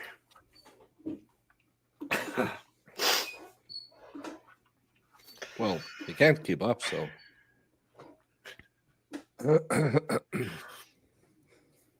It's actually 18:40 p.m. 12:40 p.m. Lefty. Also, Lefty, Get it's wrecked. Bev rules No booze until after the morning news, unless it's Bailey's and coffee, then make mine a double. Yep. It doesn't. It's kind of like beer isn't drinking. Canton rules, baby. Also, Canton rules. technically, the weekend doesn't count, right? You can drink anytime you want on the weekend, and the weekend starts after court on Friday, no matter what time that is. That's officially the weekend time. And Fair it doesn't point. Goat salsa. But yeah, it was a surprise half day, but it doesn't. I don't mind it because I have to go and drive 2 hours in the morning. So let's do this thing here. Hey, y'all, I'm Valhalla. I have goats, and that's really all you need to know. I also build Lego, and sometimes I paint. That's all I got. Come check me out. We have fun. Hey guys, I'm Mo from Mo in the Deep End. I sometimes wear wigs. I may come as Lori Vallow next week because I do have her wig. We just found it.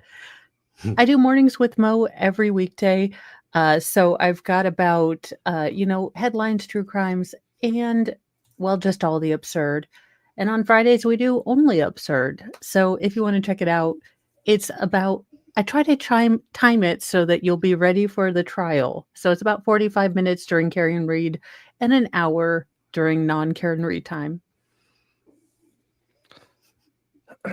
Thank you so much, Palola's mom. And thank you for mentioning me on the podcast 2 weeks ago. I saw it a little late. I sent him an email because people misunderstand the professional juror thing. This weekend, I have a maybe for a Sunday stream like the normal. I don't know what time it'll be, but I did talk to someone. I'll get back to you ASAP. Well, AAP. AARP. There might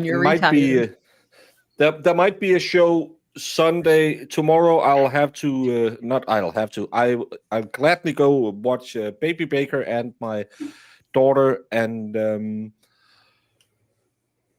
let's see what happens tonight. If I get out of bed at some point, I will be joining the expert who will be doing Friday Night Live, the best show with the expert on Fridays.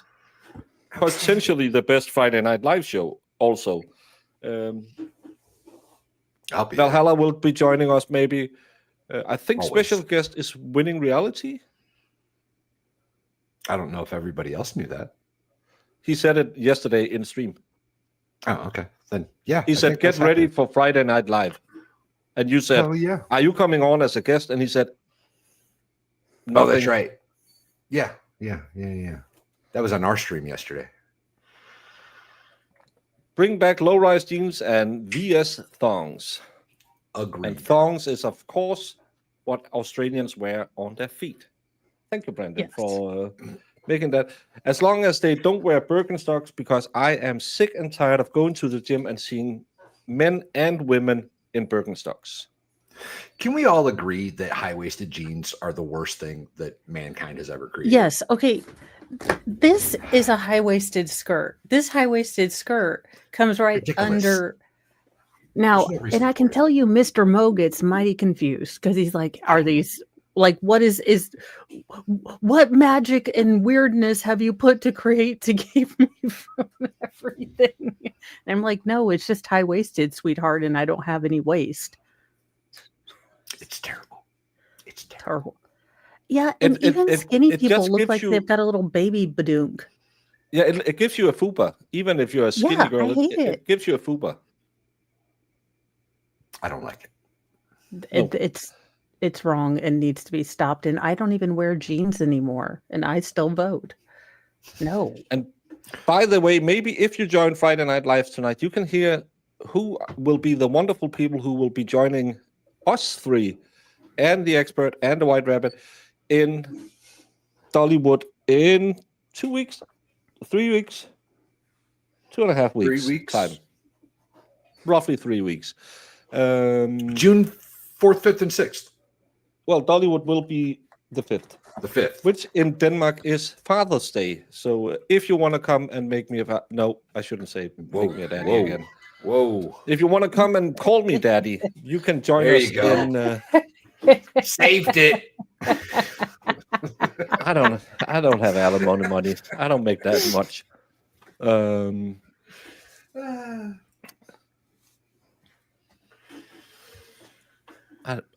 I'm such a retard. It happens, buddy. It happens. Yeah, all of a sudden it was a half day.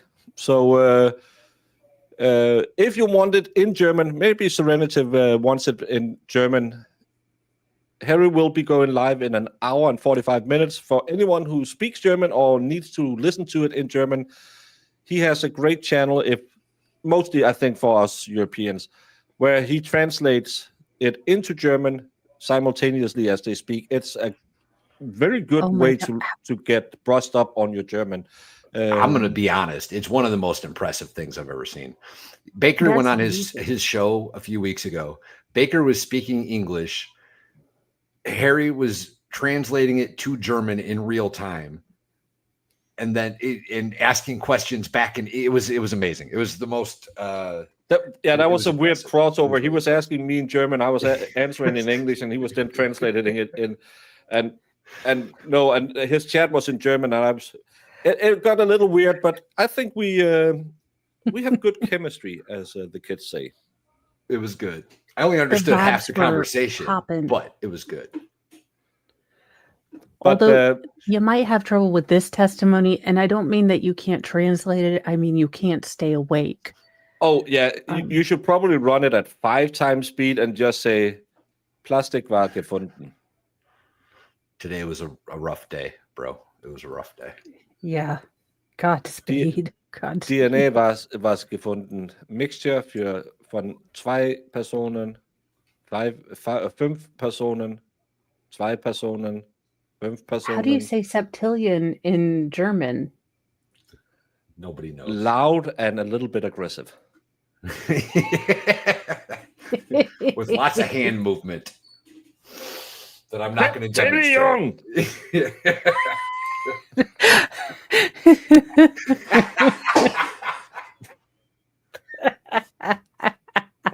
Oh, that's good. That's funny. Oh, by the way,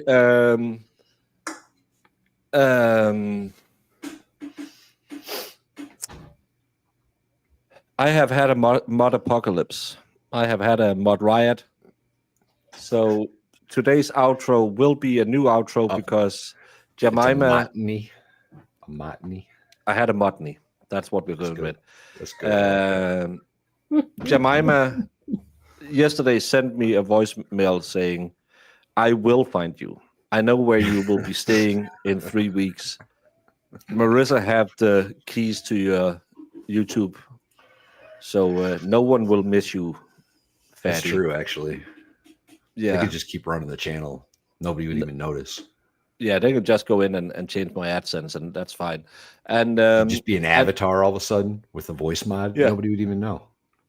Hey guys, this is the Broken Baker out of Denmark, y'all. How you hanging?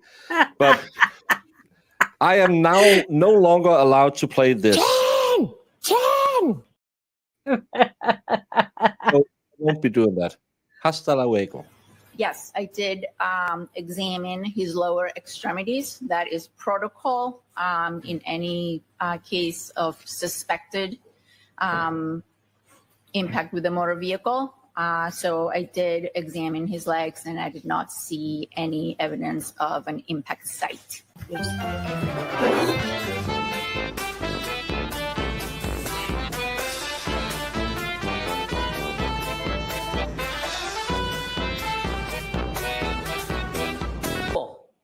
Just pin it on the girl.